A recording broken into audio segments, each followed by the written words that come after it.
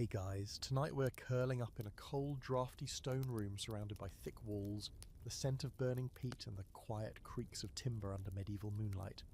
If you have ever looked at a picture of a castle and thought, wow, that looks romantic, then congratulations, your fingers have probably never gone numb indoors, because medieval castles were not cosy at all. In fact, without central heating, insulation or double glazed windows, most of them were borderline unlivable in winter. So tonight we're asking a strangely overlooked question. How did people sleep in medieval castles without, freezing to death? Spoiler alert, you probably wouldn't survive this. But before we go full frostbite and start layering imaginary wool tunics, take a second to like the video and subscribe, but only if you genuinely enjoy what I do here. It helps me keep making long, slow bedtime history for you, and I appreciate you being here.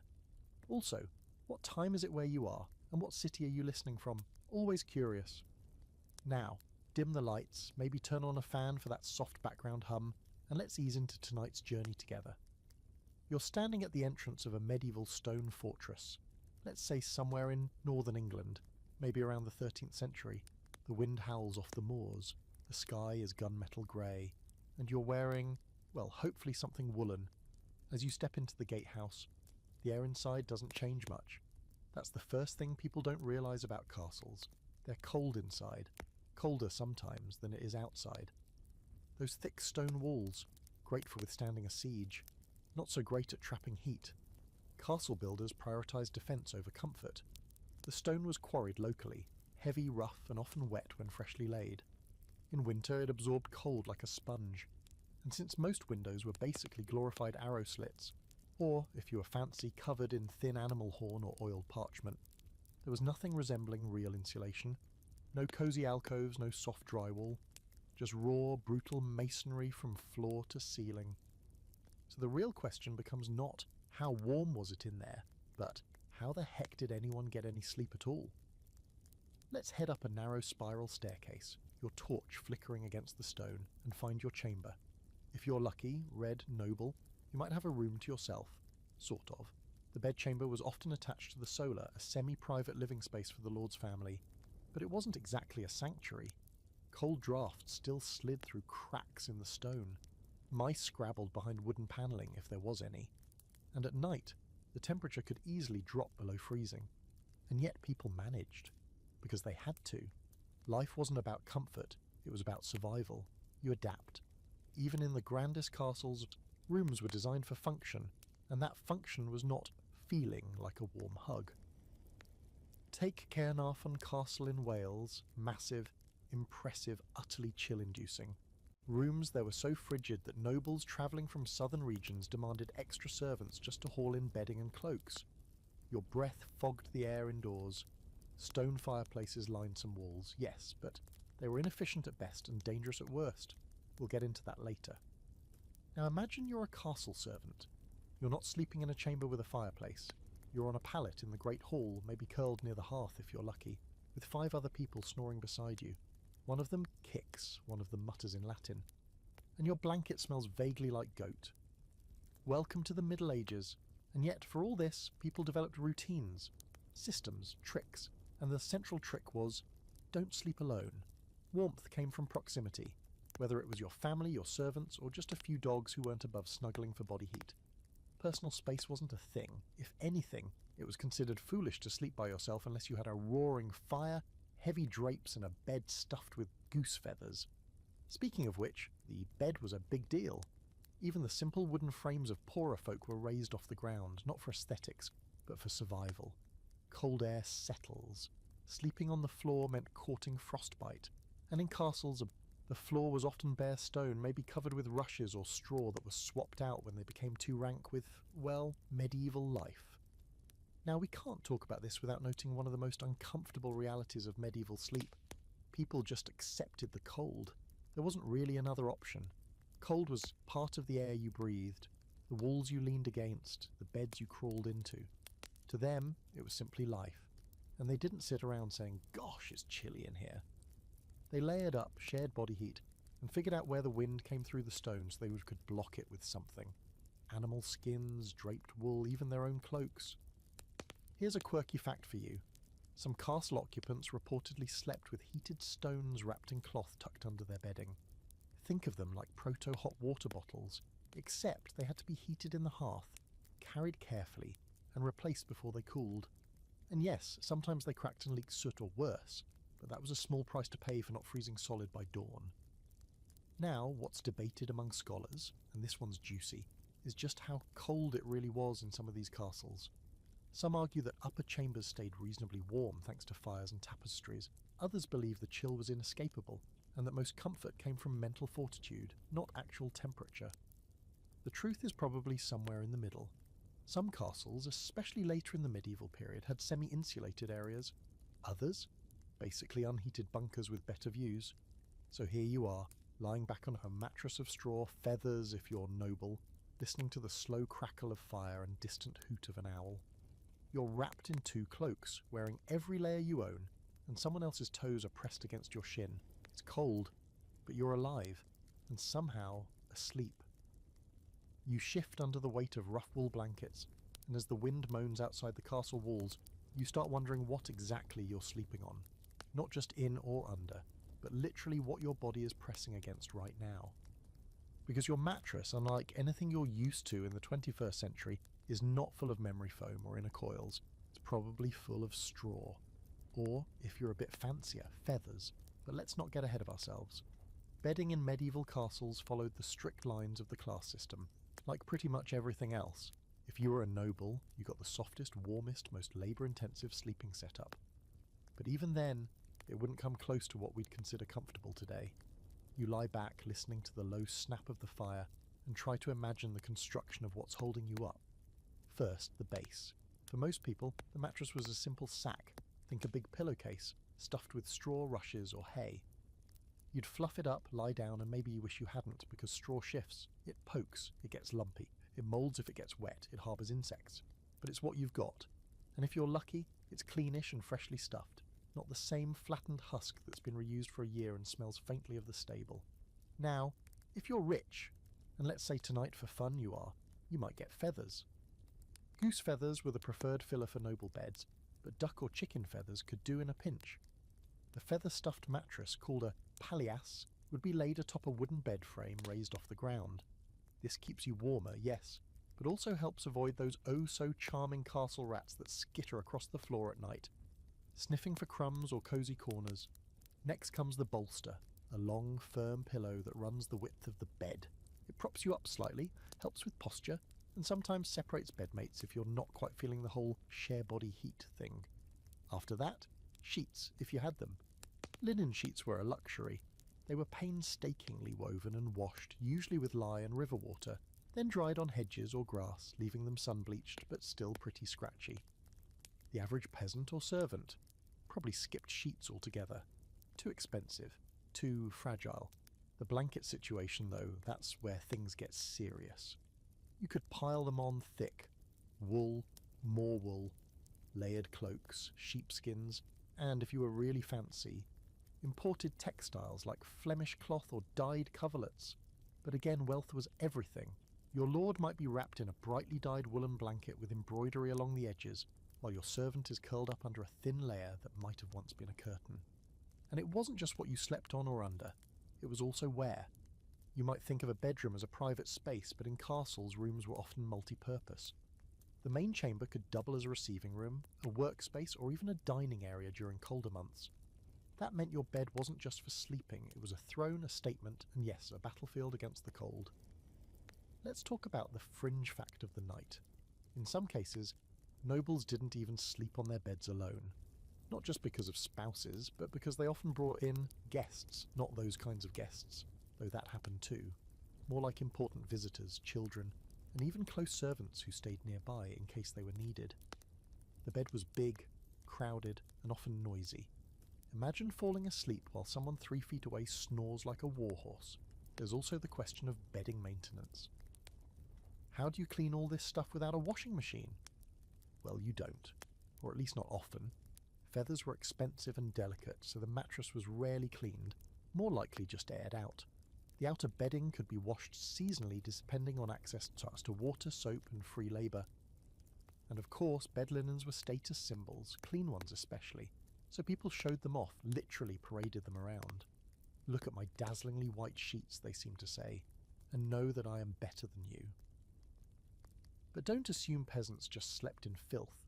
That's a popular myth, but even the working class had systems. Straw bedding might be refreshed every few weeks, with herbs like lavender or chamomile thrown in, not for romance, but to mask odour and repel pests. It wasn't five-star luxury, but it wasn't total squalor either. Now, here's where scholars get into a little back and forth. There's debate over just how soft medieval bedding really was for the upper class. Some historical inventories list feather beds, here silk coverlets, and beds of estate with velvet canopies and gold-threaded hangings. Sounds lavish, right? But others argue that these were showpieces, not for sleeping, but for impressing. The actual beds used at night? Probably simpler, more functional, less embroidered. Think of it as medieval Instagram versus reality. Meanwhile, in the lower ranks of the castle, practicality ruled. Servants might sleep on simple sacks of straw rolled up and tucked into corners. They often reused cloaks as blankets and placed boots or tunics near the hearth to warm them for the next day. And if you were a page or squire, you'd be up before dawn anyway, so sleep was short, chilly, and interrupted. Yet people made it work. They adapted to discomfort the way modern folks adapt to traffic, low Wi-Fi, or bad coffee. You don't love it, but you deal. And in a cold stone castle, that meant learning to treat your bed like a survival pod. Layers mattered, proximity mattered. Knowing which part of the wall was least drafty definitely mattered. So as you lie there tonight, under the weight of scratchy wool and maybe one very affectionate cat curled at your feet, you start to understand something. It wasn't about luxury, it was about endurance. You didn't have to sleep well, you just had to sleep enough to get through another day of winter. You close your eyes, shifting, slightly to avoid the straw lump under your hip. It crunches softly like dry leaves.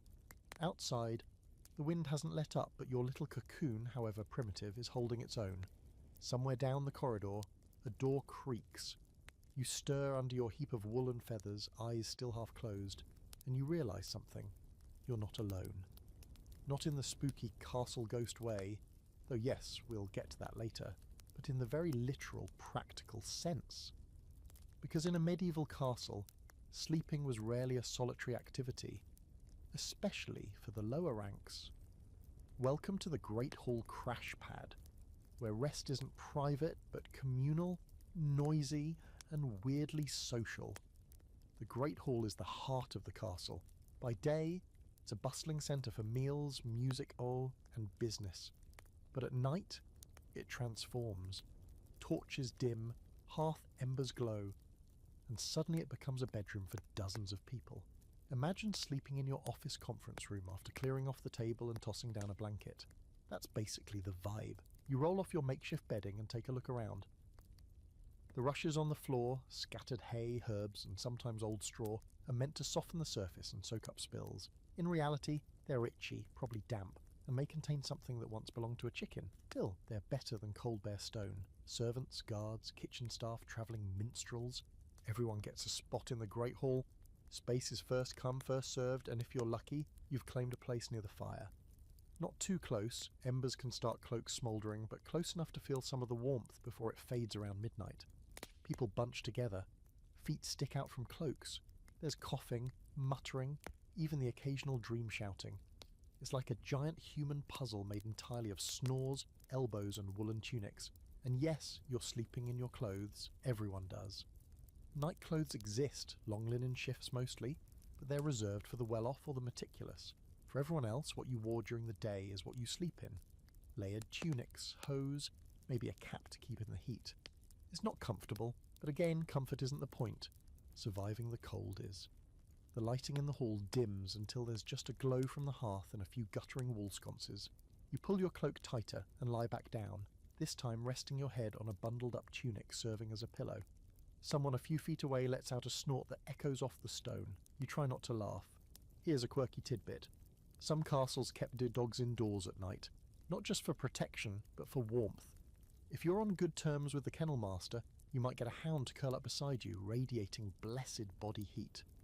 On the flip side, if you're on kitchen duty, you might end up near the scullery door, where every gust of wind creeps in like a thief. People did what they could to carve out personal space. Maybe a bench to lean against, a curtain strung up for a little privacy.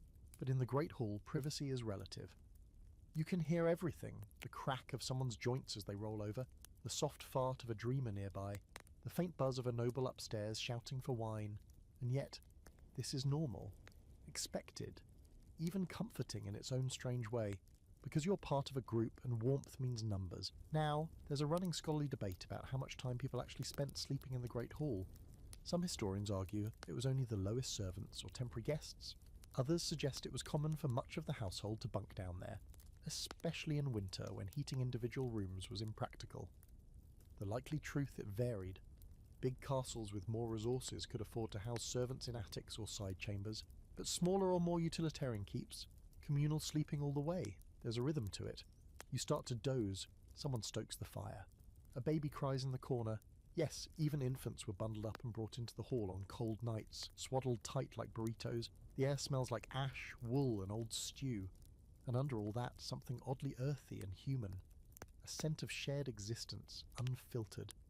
You shift again, trying to find a soft spot on the floor, and consider how people handle midnight needs in this setup.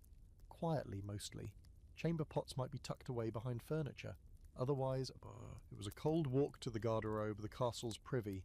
More on that nightmare later. Most people just held it till morning or didn't, which is why you don't walk barefoot in the hall, ever.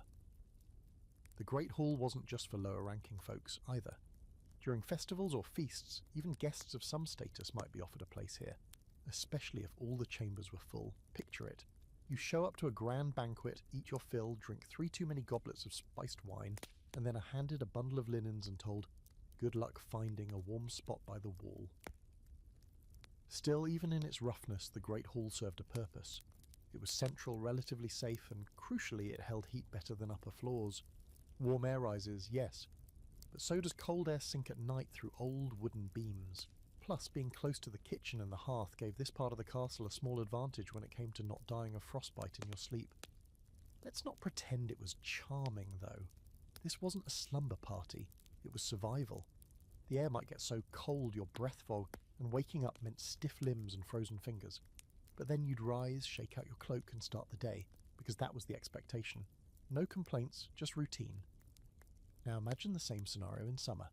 The hall gets hot, stifling, and the same sleeping arrangement suddenly feels oppressive instead of cozy. People toss off layers, open wooden shutters if they can, and trade freezing winds for swarms of flies. You'd think warm weather would improve sleep, but ironically, it often just changed what made people miserable. So tonight, tucked among servants and strangers, you learn a truth about castle life. The cold was constant, but company was the real comfort. Whether by choice or by necessity, people slept side by side under shared blankets, around shared fires. It wasn't peaceful, but it worked.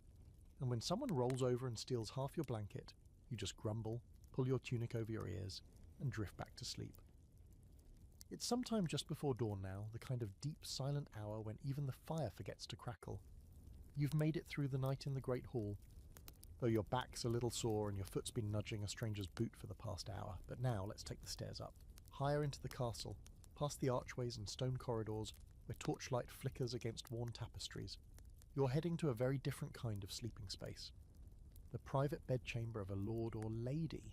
This isn't just any room, it's a symbol of power, of wealth, and of warmth, kind of. Because let's not kid ourselves, even for the upper crust, castles were still glorified iceboxes. But the nobility had better tools and better strategies for keeping the chill at bay. You step through a heavy wooden door banded in iron. Inside is a room that actually feels intentional. There's a raised bed in the centre, tall and dramatic, draped in heavy curtains of wool or velvet.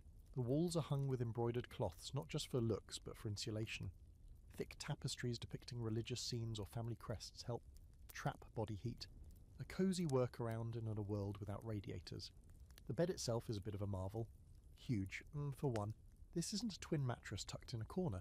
It's a grand wooden frame, carved with Gothic detail, likely oak or walnut. The mattress is high off the ground, so high in fact, you might need a step stool to climb in.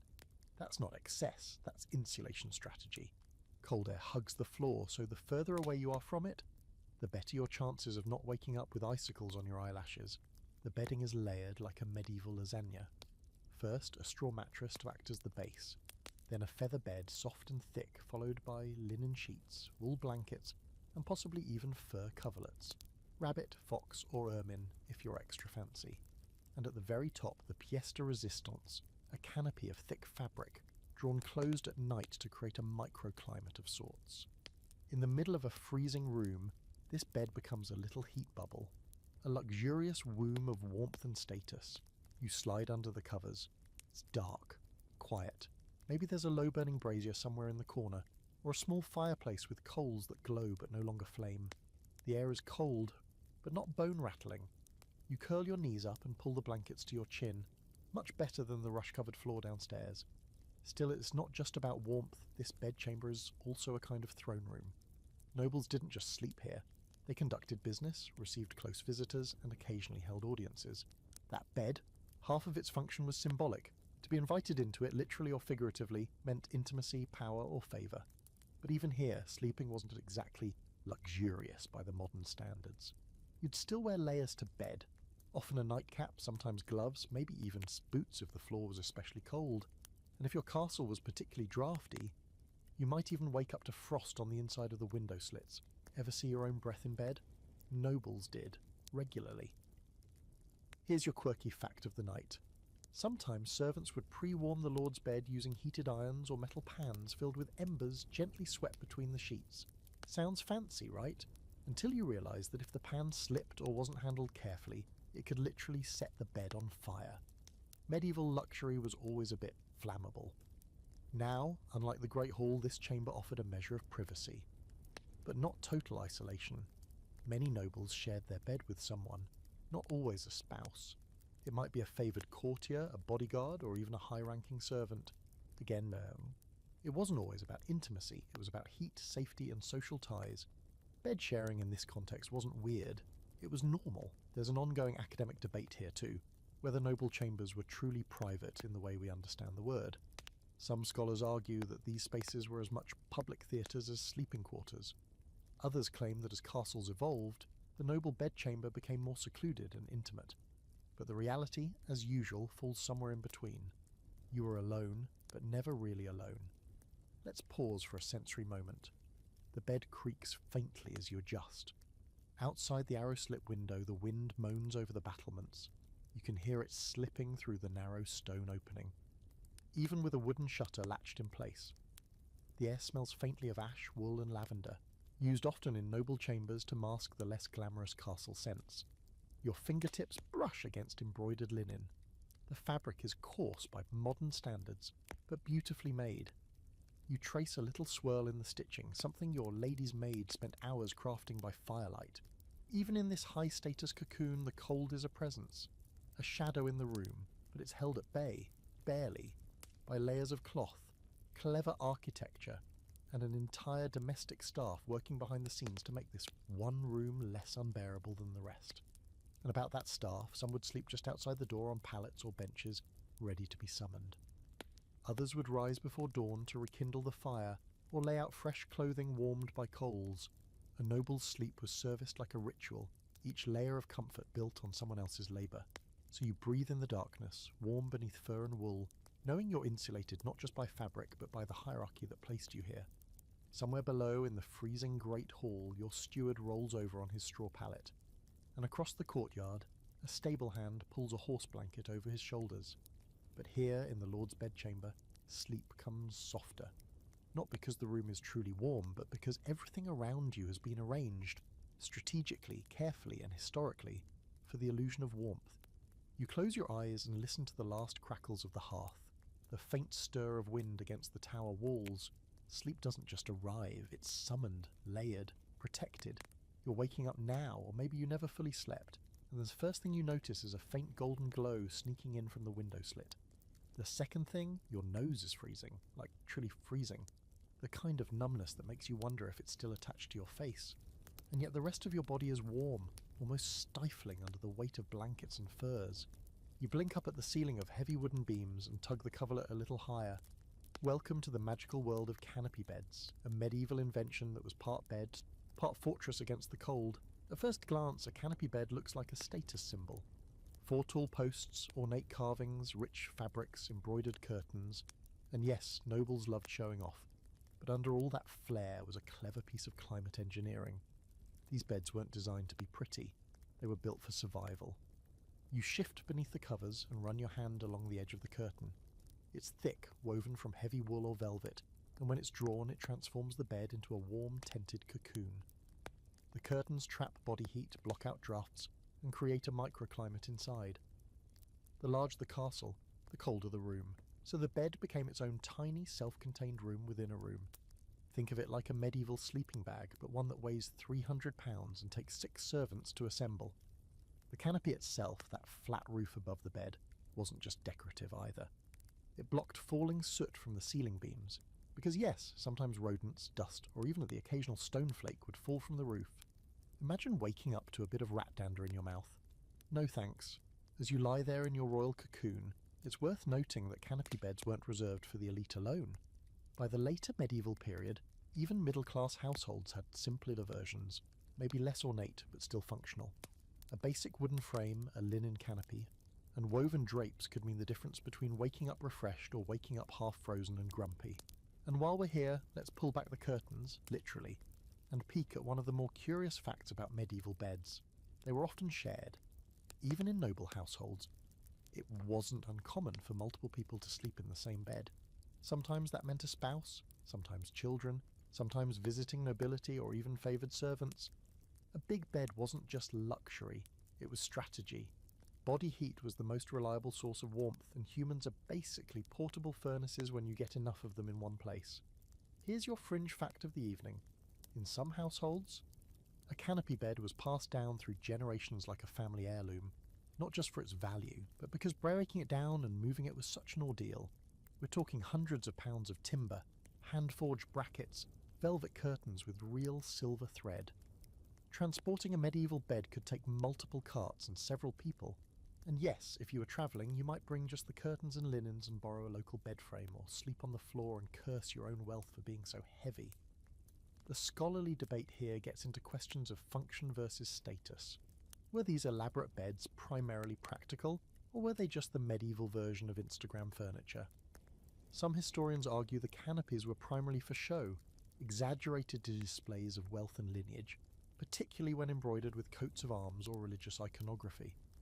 Others insist they were purely functional, especially in frigid northern climates, where a poorly insulated castle could kill you. Most likely they were both. In the Middle Ages, practicality and performance often went hand in hand. Let's settle back under the covers and really feel it. The heat of your own breath warming the little space between your face and the blanket, the musty scent of wool, the heavy sconce broken only by the occasional pop of embers or distant echo of a gate being opened below. This is comfort, medieval style. Not because everything is soft or clean or peaceful, but because everything isn't. And yet you've managed to carve out a corner of warmth, privacy, and stillness inside a stone fortress designed for war. And even in this moment of relative luxury, you'd still be sleeping with layers. Not just blankets, but actual clothing. A linen shift, a woolen undershirt, maybe even hose if you were especially sensitive to the cold. Taking off all your clothes to sleep? That was madness. Only something done in summer, or in poetry, not in a room where the temperature could drop low enough to freeze the water left in a jug beside the bed. You glance toward the foot of the bed. In some chambers, there'd be a warming pan, a metal container filled with glowing embers passed between the sheets before bedtime. They left behind a trail of dry heat and the faint smell of scorched linen. Used incorrectly, of course, they were small disasters waiting to happen. But used right, they could make all the difference between a restful night and a miserable one. And when you think about it, the canopy bed was more than furniture. It was a lifestyle, a barrier between you and the harsh reality outside the curtains, a space where you could pretend, just for a few hours, that the world wasn't cold, chaotic, and occasionally full of screaming peasants and rebellious cousins. It was control, comfort, and warmth. You roll over slowly, listening to the gentle rustle of fabric. The bed frame creaks softly, and outside the first notes of birdsong filter in through the narrow window. It's still too early to rise, but already the castle is waking.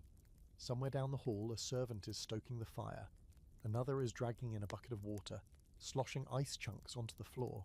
But for now, inside your thick-curtained bed, the cold is just a rumour, a whisper against the edge of your woolen world. You close your eyes again and let it fade. You wake again just as the sunlight really begins to filter through the high slit in the stone wall, a thin cold beam laying across your blanket like a blade of winter itself. You're stiff. Sure, your shoulder aches a little from lying on your side too long, but the bigger issue is the slow realization that it's cold. Colder than it was an hour ago, somehow. Your breath puffs visibly in front of your face. It curls up toward the canopy, lingers for a second, then vanishes into the shadows. And you realize the fire must have gone out. Time to do what every person in a castle dreads on mornings like this. Get out of bed. You lift the corner of the heavy coverlet and instantly regret it. The cold rushes in, slicing through your layers of linen and wool like you're wrapped in gauze instead of garments. Your toes curl reflexively as they meet the icy air. Every hair on your arm stands on end. But still, you swing your legs over the side of the bed. This is where you learn the true secret of surviving medieval winters. You don't sleep naked, you layer up or freeze. Most people today picture medieval folk sleeping in some romantic white nightgown, all flowing sleeves and embroidered collars, probably lit by candlelight and the soft sound of a lute in the distance. Yeah, no. While nightgowns did exist, especially for women of wealth or high status, they weren't delicate. They were functional, linen or wool depending on the season, and always designed with one thing in mind: heat retention. You're already wearing a long linen shift, probably a second woolen layer over that. Your legs are clad in wool hose, stitched tightly to trap warmth. If you're especially prudent or a chronic overthinker, you might also be sleeping in a pair of soft leather slippers or felted boots. And over everything, a nightcap, because if you've ever slept in a cold room, you know your ears are the first to go. And let's be real here. If you were truly desperate, you'd sleep in everything you owned. Cloaks, doublets, gloves, even a hood. Medieval people weren't concerned with looking good while they slept. They were concerned with waking up alive. So if you picture yourself curled up in your noble bed, swaddled in 6 layers and a fur-lined cape, looking more like a burrito than a person, you've got it right. Servants, of course, didn't get to dress quite so elaborately for bed. They often reused the same garments day and night. A tunic by day was a sleeping shirt by night. Wool cloaks doubled as blankets, and if you were lucky, you got to dry your socks by the fire before turning in, because there's nothing worse than cold, wet feet on a stone floor at 2 a.m. Let's not forget the peasantry either. Those who lived near the castle or worked within its walls but didn't sleep inside its fortified rooms. Their bedrooms were usually lofts above animals, which sounds terrible until you realise that livestock generate heat. A small cottage with a cow in the lower floor? That's free living insulation. People slept on platforms above pigs and goats and woke up warmer than some barons. Here's your quirky medieval fact of the night. Some people literally slept with animals. Not metaphorically, not romantically, just functionally. A small dog tucked under the blankets wasn't just a pet, it was a biological hot water bottle. And chickens, surprisingly warm. There are written accounts of families cuddling chickens in their bedding to share warmth during the most brutal winters.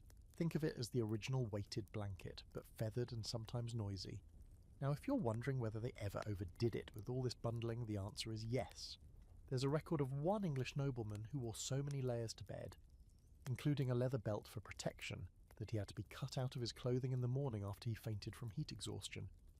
So yes, layering was key, but balance was essential. This leads us into a lovely academic tug-of-war over just how cold these castles really were.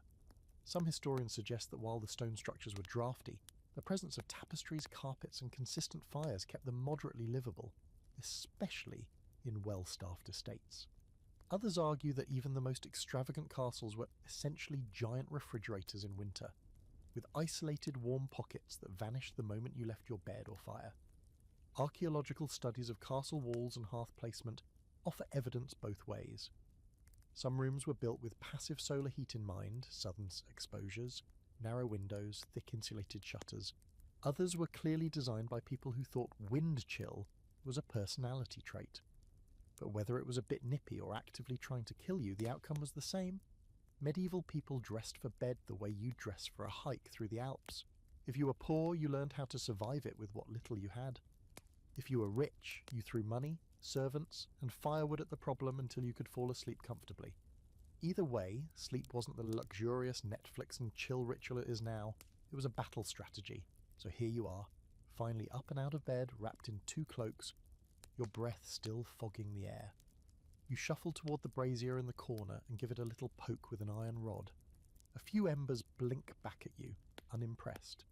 You sigh, wrap your blanket tighter, and consider calling for your servant to fetch more coals.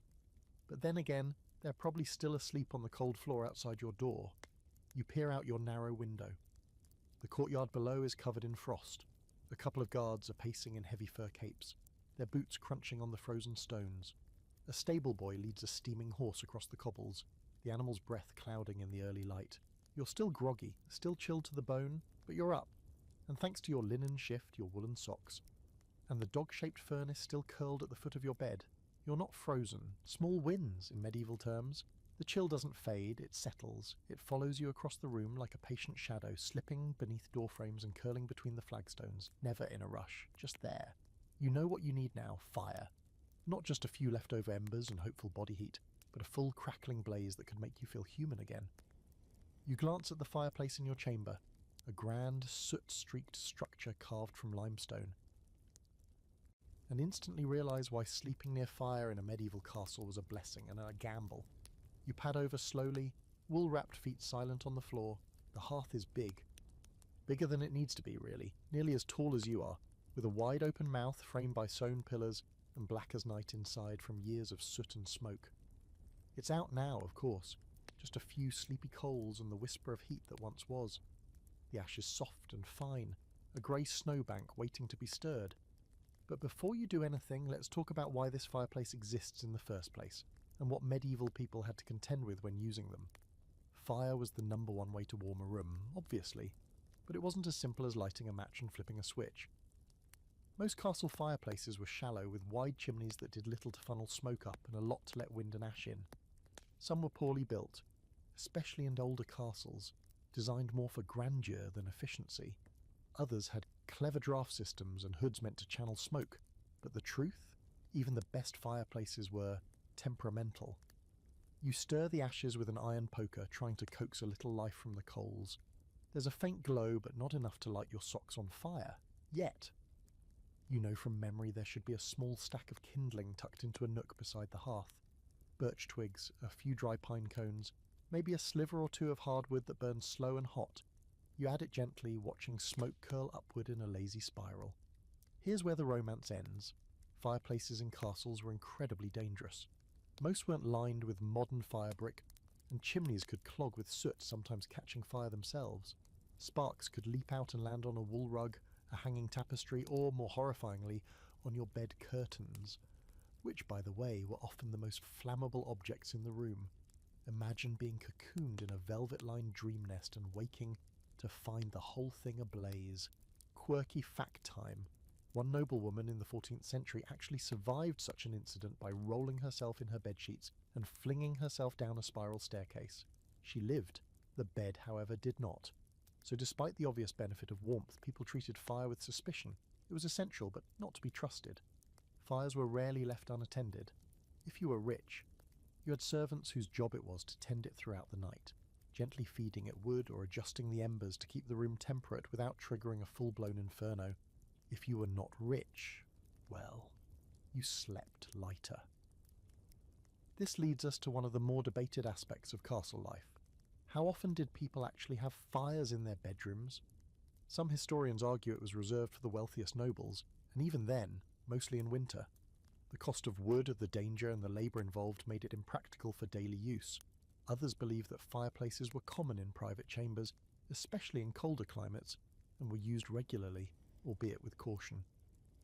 What we know for sure is that even with a fire going, the warmth didn't travel far. Sit within 5 feet, toasty. Move 10 feet away, your breath still fogs.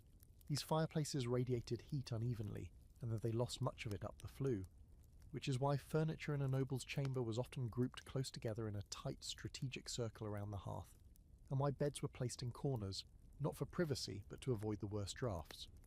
You finally manage to nurse the fire back to life. The twigs catch, pop, and crackle. Flames stretch upward, licking the old stone grate. You hold your hands out, palms open, and let the warmth soak in slowly. It's the kind of heat that feels almost emotional after a night of cold. The kind that reminds you you're alive, and it's not just for comfort. Fires in castles were functional. You could dry wet clothing beside them, warm up a stone to place under your blankets, or even heat a little iron dish of spiced wine or broth to sip before bed.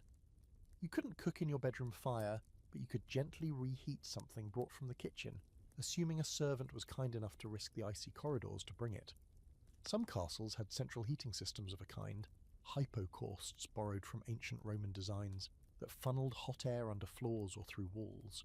But these were rare, expensive, and found mostly in ecclesiastical or royal residences. Your average castle relied on brute force, large fires, layered clothing, and careful room positioning. Which way did the room face? Was there a windbreak? Did the fireplace back against another hearth in the next room, so heat was shared? Castle architects thought of these things, even if their results were inconsistent. Let's take a quiet moment here.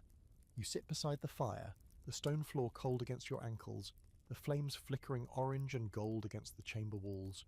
You sip a little watered wine, lukewarm, but it helps.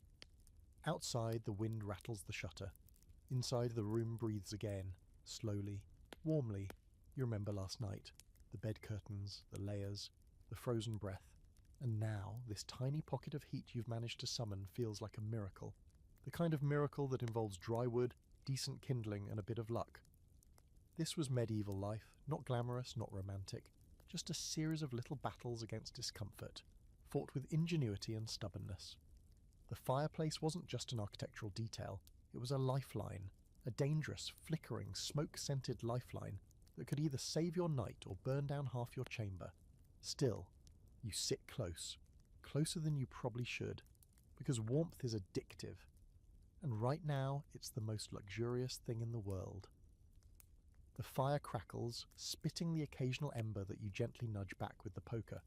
It's just starting to take hold now, enough to give the room that deep orange glow that softens the hard edges of the stone. You sit back on your heels and pull your cloak tighter. And that's when it happens. A knock at the door, too gentle to be urgent. A moment later it creaks open and a sleepy face peers inside. One of your chamber servants, face still puffy from sleep, holding a bundle of fresh linens and, more importantly, news.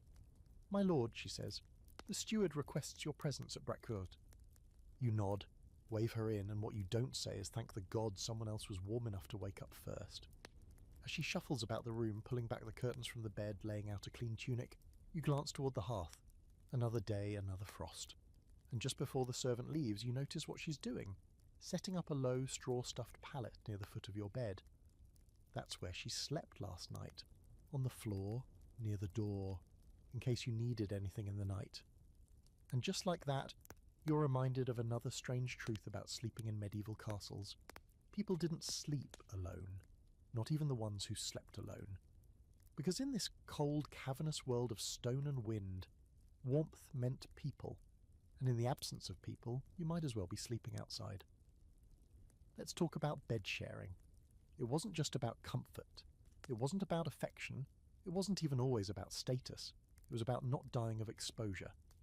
Bed sharing in the Middle Ages was extremely common, not just for couples, but for siblings, servants, travellers, journers, and even strangers. Inns offered shared sleeping spaces, where you might be assigned a bed with someone you'd never met. It wasn't weird, it wasn't scandalous, it was just practical. In fact, it was so expected that not sharing a bed was often seen as antisocial, or suspicious.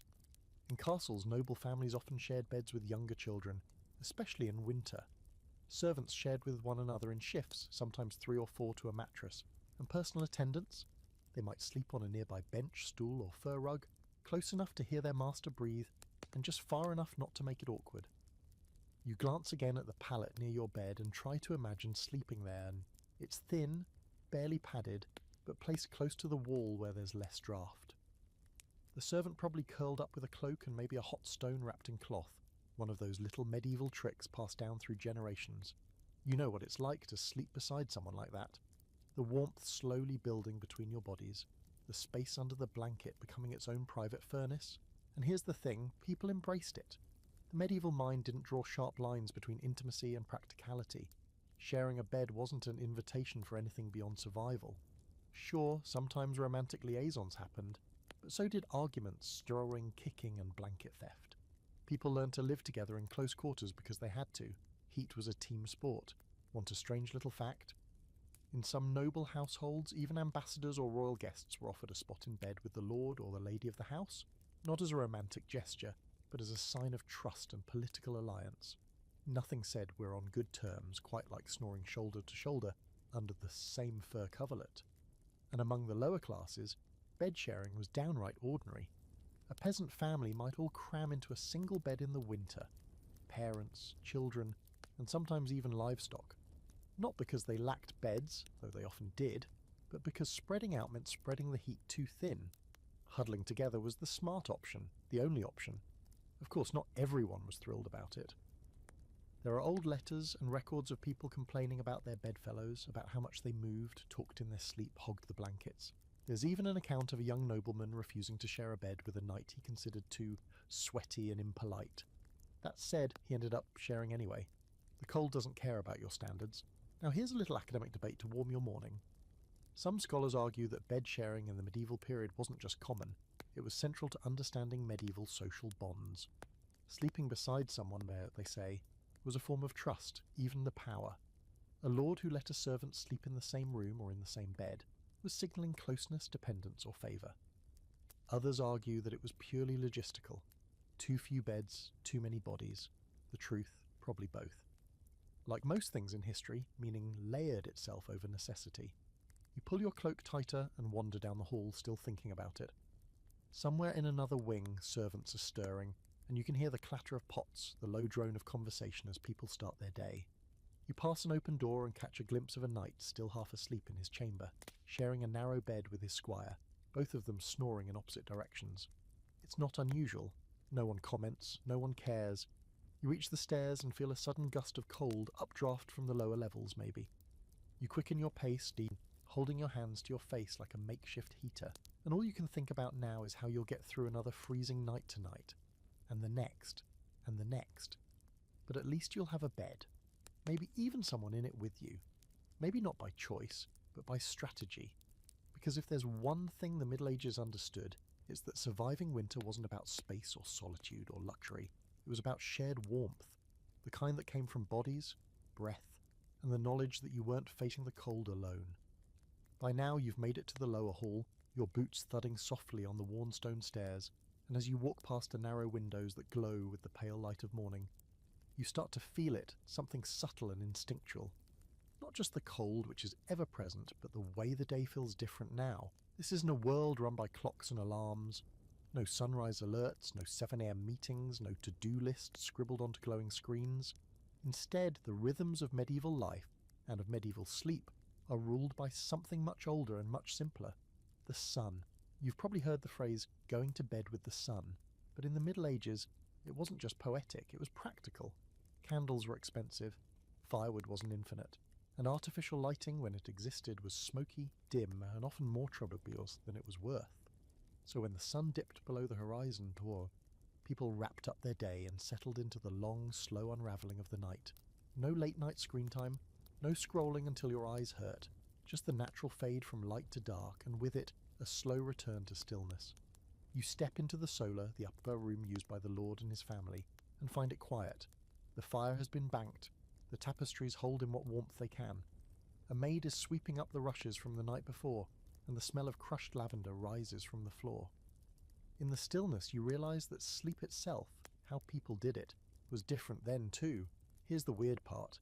Medieval people didn't just sleep once, they slept in phases. It was called segmented sleep, and there's a solid chance you've accidentally done it yourself on a restless night. People would go to bed shortly after nightfall, say sometime between 7 and 9 p.m, depending on the season, and sleep for a few hours. This was the first sleep, or primo somno. Then, like clockwork, they'd wake up, on purpose. For an hour or two they'd be completely awake, not groggy, not tossing and turning, just up. What they did during this watch period depended on their role in the household. Some prayed, some read, if they were literate and had candlelight. Others talked, tended the fire, or even made love. There are medieval medical texts that actually recommend this period as the ideal time for intimacy or conception. since the body had rested but not cooled. Leave it to medieval science to get oddly specific about bedroom timing. Then after this quiet liminal hour, they drift back into their second sleep, or secundo somno, lasting until dawn or close to it. This was when dreams were said to come stronger, when the body, properly warmed and stilled, slipped into a deeper, more vivid state. You weren't supposed to fight these waking hours. You were meant to embrace them. They were, in a strange way, sacred. And it wasn't just the nobles or the monks who did this. Segmented sleep patterns appear in peasant diaries, religious records, or medical texts, you name it. Everyone, across class lines, seems to have followed this rhythm. The sun went down, sleep came in two halves, and the night was not just a pause but a ritual. Modern scholars have debated whether this was truly biological. Did people naturally fall into segmented sleep because of the darkness? Or was it cultural, a habit shaped by environment and necessity? The answer again is likely both. When you live without electric light and your entire schedule is dictated by the sun, your brain settles into rhythms we've long forgotten. You stroll past the shuttered window and glance at the sun outside, low, thin, watery. It's autumn, maybe early winter. The days are short, the nights are long, and in this world, long nights meant more time for sleep, but also more time to think, to whisper, to stir coals and murmur prayers while the fire snapped beside you. Here's a fun, slightly bizarre fringe fact. Some medieval people actually liked the waking period between first and second sleep so much that they stretched it into something almost social. They'd visit neighbours, walk to nearby homes by lantern, or share wine and stories in a quiet hall before returning to bed. Night wasn't feared, it was embraced. A strange, gentle in-between where the world seemed softer. Of course, this wasn't universal. Life in a castle came with responsibilities, guard duty, chamber service, tending to livestock or late-night arrivals. Some people didn't get to follow the two-sleep cycle. They slept in shifts like modern nurses or night watchmen. And if you were a kitchen servant, odds were good you had to be up before dawn, prepping for the day before others stirred. But still, the idea of segmented sleep shaped medieval nights more deeply than most people realise. You think back to last night, when the fire faded, when the silence crept in. Maybe you woke for an hour or so. Maybe you stirred, stretched, pulled your cloak tighter, and watched your own breath fog in the moonlight. That moment, half conscious outside of time, wasn't an accident. It was exactly what medieval people expected. It was part of the design. And maybe, just maybe, they were onto something. Because in those liminal hours between first and second sleep, there's a kind of peace we rarely allow ourselves anymore. No screens, no noise, just the rustlings of the blankets, the occasional creak of the wood, the quiet murmur of someone else stirring in their sleep. A time to reflect, a time to be between. You head toward the stairs again, passing a sleepy steward clutching a ledger, and he nods in that half-aware way of someone still blinking off his second sleep. You nod back, and somewhere in the back of your mind a thought lingers. Maybe we've got sleep all wrong now. Back then no one fought their rhythms. No one blamed themselves for waking up at 2 a.m. They just lit a candle, wrapped a cloak tighter, and waited for sleep to return like a friend knocking at the door. And when it did, it was softer, quieter, more forgiving. By now, the sun has cleared the misty horizon and is sending streaks of light across the castle's inner courtyard, illuminating patches of hoarfrost like scattered diamonds. You watch from a narrow window as a stable hand crosses the stones in brisk, sure steps, his cloak flapping in the wind like a flag of duty. Behind him, 2 kitchen boys are hauling buckets of water, arms straining, feet slipping on the icy ground. No one's really awake in the modern sense. They're moving, yes, but awake, that comes later. For now, it's still too cold for thoughts, too cold for full sentences, and yet nature doesn't wait. The day marches forward. People have things to do, and in the middle of all this, you find yourself faced with the strangest and most unforgiving medieval question of all. What happens when you have to pee in the middle of the night? Yep, it's not glamorous, but it's real. Because even if you've bundled up like a wool-wrapped mummy, and even if you've survived the icy fingers of wind crawling through the window cracks, at some point, your body is going to betray you. And when it does, you're going to have to face the terrifying logistics of nighttime bathroom routines in a medieval castle. First things first, there are no toilets, no heated bathrooms, no cosy little side rooms with flushing porcelain and lavender-scented hand soap. If If you're in the Lord's chamber, or even in a modest private room, you've probably got access to a chamber pot. It's a ceramic or metal bowl placed discreetly under the bed or in a corner, with a lid that tries and fails to keep the smell contained. When the time comes, you shuffle over, kneel down, and hope your aim's as good as you think it is. All while wrapped in layers of stiff linen and wool, possibly with a belt you forgot to untie in your sleepy panic, and heaven help you if the pot's already been used once or twice that night. Some nobles had a servant, often called a groom of the stool or a night servant, whose job included emptying these charming little vessels in the morning. Glamorous, right? And yes, before you ask, people did use chamber pots for more than just urination, and yes, they were emptied into larger containers, into cesspits, or in some cases, brace yourself, simply tossed out of a window, ideally, but not always, into the moat. Hence the phrase "Gottiloo," a warning yell used in some medieval cities to alert unfortunate passers-by that gravity was about to deliver a message. But what if you didn't have a chamber pot? What if you were sleeping in the Great Hall, or on the floor of a servant's chamber, or in a corner of the kitchen under a cloak? Then you had two options, both terrible. You either held it and suffered, or you braved the cold stone corridors and made your way to the guardrobe. Let's talk about guardrobes for a moment. These were the medieval version of a castle latrine. Usually built into an exterior wall, they were small, narrow chambers, sometimes no more than a stone bench with a hole in it, that dropped straight down into a pit or, in many cases, directly into the moat. There was zero privacy, zero insulation, and a significant draught that made every visit feel like a slap in the face from the North Wind himself.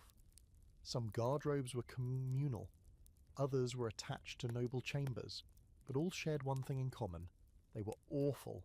The cold, the smell, the occasional rat, and, if you were very unlucky, frozen deposits on the stone. In winter especially, the idea of leaving a warm bed to squat over a freezing, wind-whistling hole in the dark wasn't just unpleasant. It was borderline traumatic. That's why people got creative. Some used wooden commodes with lids and removable pots. Others had elaborate chamber stools, especially in wealthier households, that looked like furniture until, well, they were opened. And then there were the ever-practical servants, who just found a quiet corner, handled their business, and cleaned it up before anyone noticed, if they noticed. Here's a quirky fringe fact that'll stay with you forever. Some medieval people believed that holding in urine or feces too long could lead to insanity or death.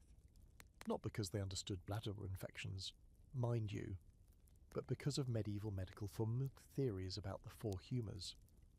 Everything had to be in balance, so if you were walking around full of corrupt humours with no release, clearly you were heading for a very dramatic, slightly tragic end. So when nature called, you answered, even if it meant tiptoeing barefoot across ice-cold flagstones at 2 a.m. There's a scholarly debate over how much privacy was actually valued in these routines. Modern minds tend to recoil at the idea of using the bathroom in shared quarters, but medieval folks were less precious about it. Modesty existed, yeah, especially among the upper classes and clergy, but function usually trumped privacy. People grew up watching others relieve themselves, nurse babies, or change clothing in close quarters. The body wasn't taboo, it was just part of the background noise of life. You think about this as you move through the corridor, cloak wrapped tightly around your shoulders, passing a wooden bench where a young kitchen boy is curled up with a chicken, nestled beneath his tunic for warmth. Somewhere nearby, someone clears their throat. The castle breathes and stretches and wakes in pieces. Later, of course, the chamber pots will be carried down the servants' stairwells, emptied discreetly into the cesspit, or down a chute designed for just that purpose. The garderobes will be cleaned or not, and someone will toss a handful of herbs across the rushes to try and outsmell the whole affair. But in the middle of the night, when you're fumbling with a linen shift, hoping not to spill a cold metal bowl on your own feet, all of that doesn't matter. All that matters is not freezing, not falling, and not accidentally stepping into someone else's mistake. You return to your room now, grateful for the fire that still burns in the hearth. You shiver, slide back into bed, and wrap the covers around you like armour. Because even in a world of lords and ladies, stone towers and soaring arches, the nighttime routine remains strikingly human. Cold, clumsy, a little embarrassing, and absolutely essential. You're awake again, but this time not because of cold feet or medieval plumbing. No, this time it's something softer, subtle, almost beautiful. As the sun continues its slow, reluctant climb above the horizon, the castle comes alive with sound, not loud or sudden, but muffled and rhythmic. The shuffle of boots on stone, the clink of buckets being carried, and faintly, ever so faintly, the whisper of fabric stirring against stone walls. You pull the covers up a little tighter and glance toward the far end of the room. There it is again, that sound, not footsteps, not voices, but something rustling. Curtains. You sit up slowly and take in your surroundings with fresh eyes. The room, once blank and stony in the half-light, is now gently transformed. Thick patterned hangings cover the walls, deep reds and golds, forest greens and navy blues. Worn and faded at the edges, but still vibrant in places. They hang like enormous blankets, lining the walls of the chamber like insulation. Not decorative fluff, but a calculated defence against winter. These are winter curtains and wall hangings, and they're the unsung heroes of castle warmth. From a distance they're pretty. Up close, they're functional, heavy wool, layered linen, sometimes even fur. Tapestries weren't just there to show off biblical scenes or family heraldry, they were the medieval version of thermal wallpaper. Because when the wind hit those outer stone walls, and it always did, these massive fabric panels were the only thing standing between your bedchamber and the bite of the elements. You slip out of bed and shuffle toward the wall. The hanging sways slightly as you pass, like it's breathing with the room. You press your hand against it, and behind the thick fabric you can feel the stone, ice cold to the touch. Without the wall hanging, your entire chamber would be one long draught, and you'd be lying in bed wondering why your teeth were chattering despite 4 layers of bedding. People today think of castles as grand, opulent places, and in many ways they were, but underneath the luxury they were clever machines for surviving climate. Wall hangings weren't decoration, they were technology, early home insulation, and for the people who spent their nights curled up in these drafty towers, they weren't optional. You cross the room, passing more of these tapestries, some are stiff with age, others soft and recently repaired. Most of them were hung during the colder seasons and taken down when the days grew warmer. There were different kinds for different functions.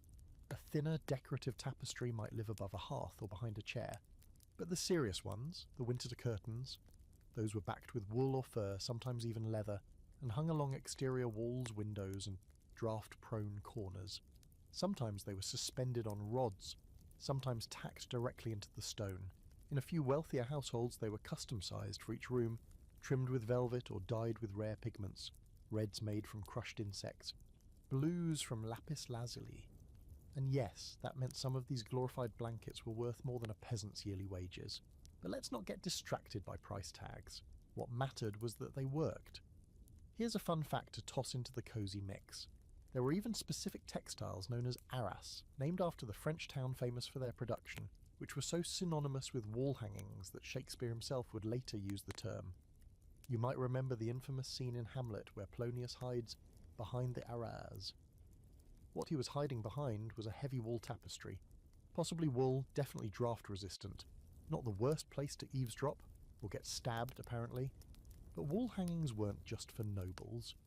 You'd find versions of them in less prestigious homes too, though they might be simpler, rougher, more practical.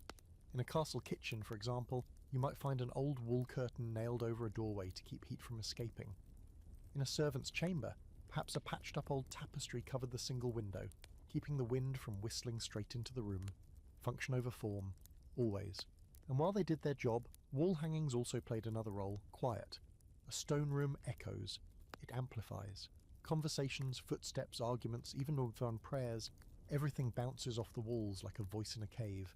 But with tapestries in place, the room changes. The acoustics soften. You can whisper and not worry that the entire hall will hear you discussing your cousin's very suspicious hunting accident. It added not only warmth, but privacy. Some scholars suggest that tapestries also absorbed smells, which if you've ever visited a livestock-adjacent village in midwinter, you know is not a minor benefit. The wool and cloth fibres would absorb some of the cooking smoke, body odour, and the general mustiness of castle life. It wasn't a perfect fix, but it helped. There's a bit of an ongoing academic spat about whether these hangings were a sign of wealth first or practicality first. Did people cover their walls because it was warm or because it looked elite?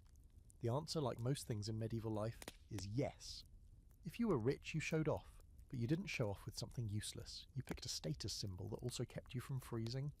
And if you were poor, you copied the idea in the most affordable way possible. A plain wool blanket dyed with onion skins, nailed to the inside of your cottage. You run your hand along the edge of one hanging.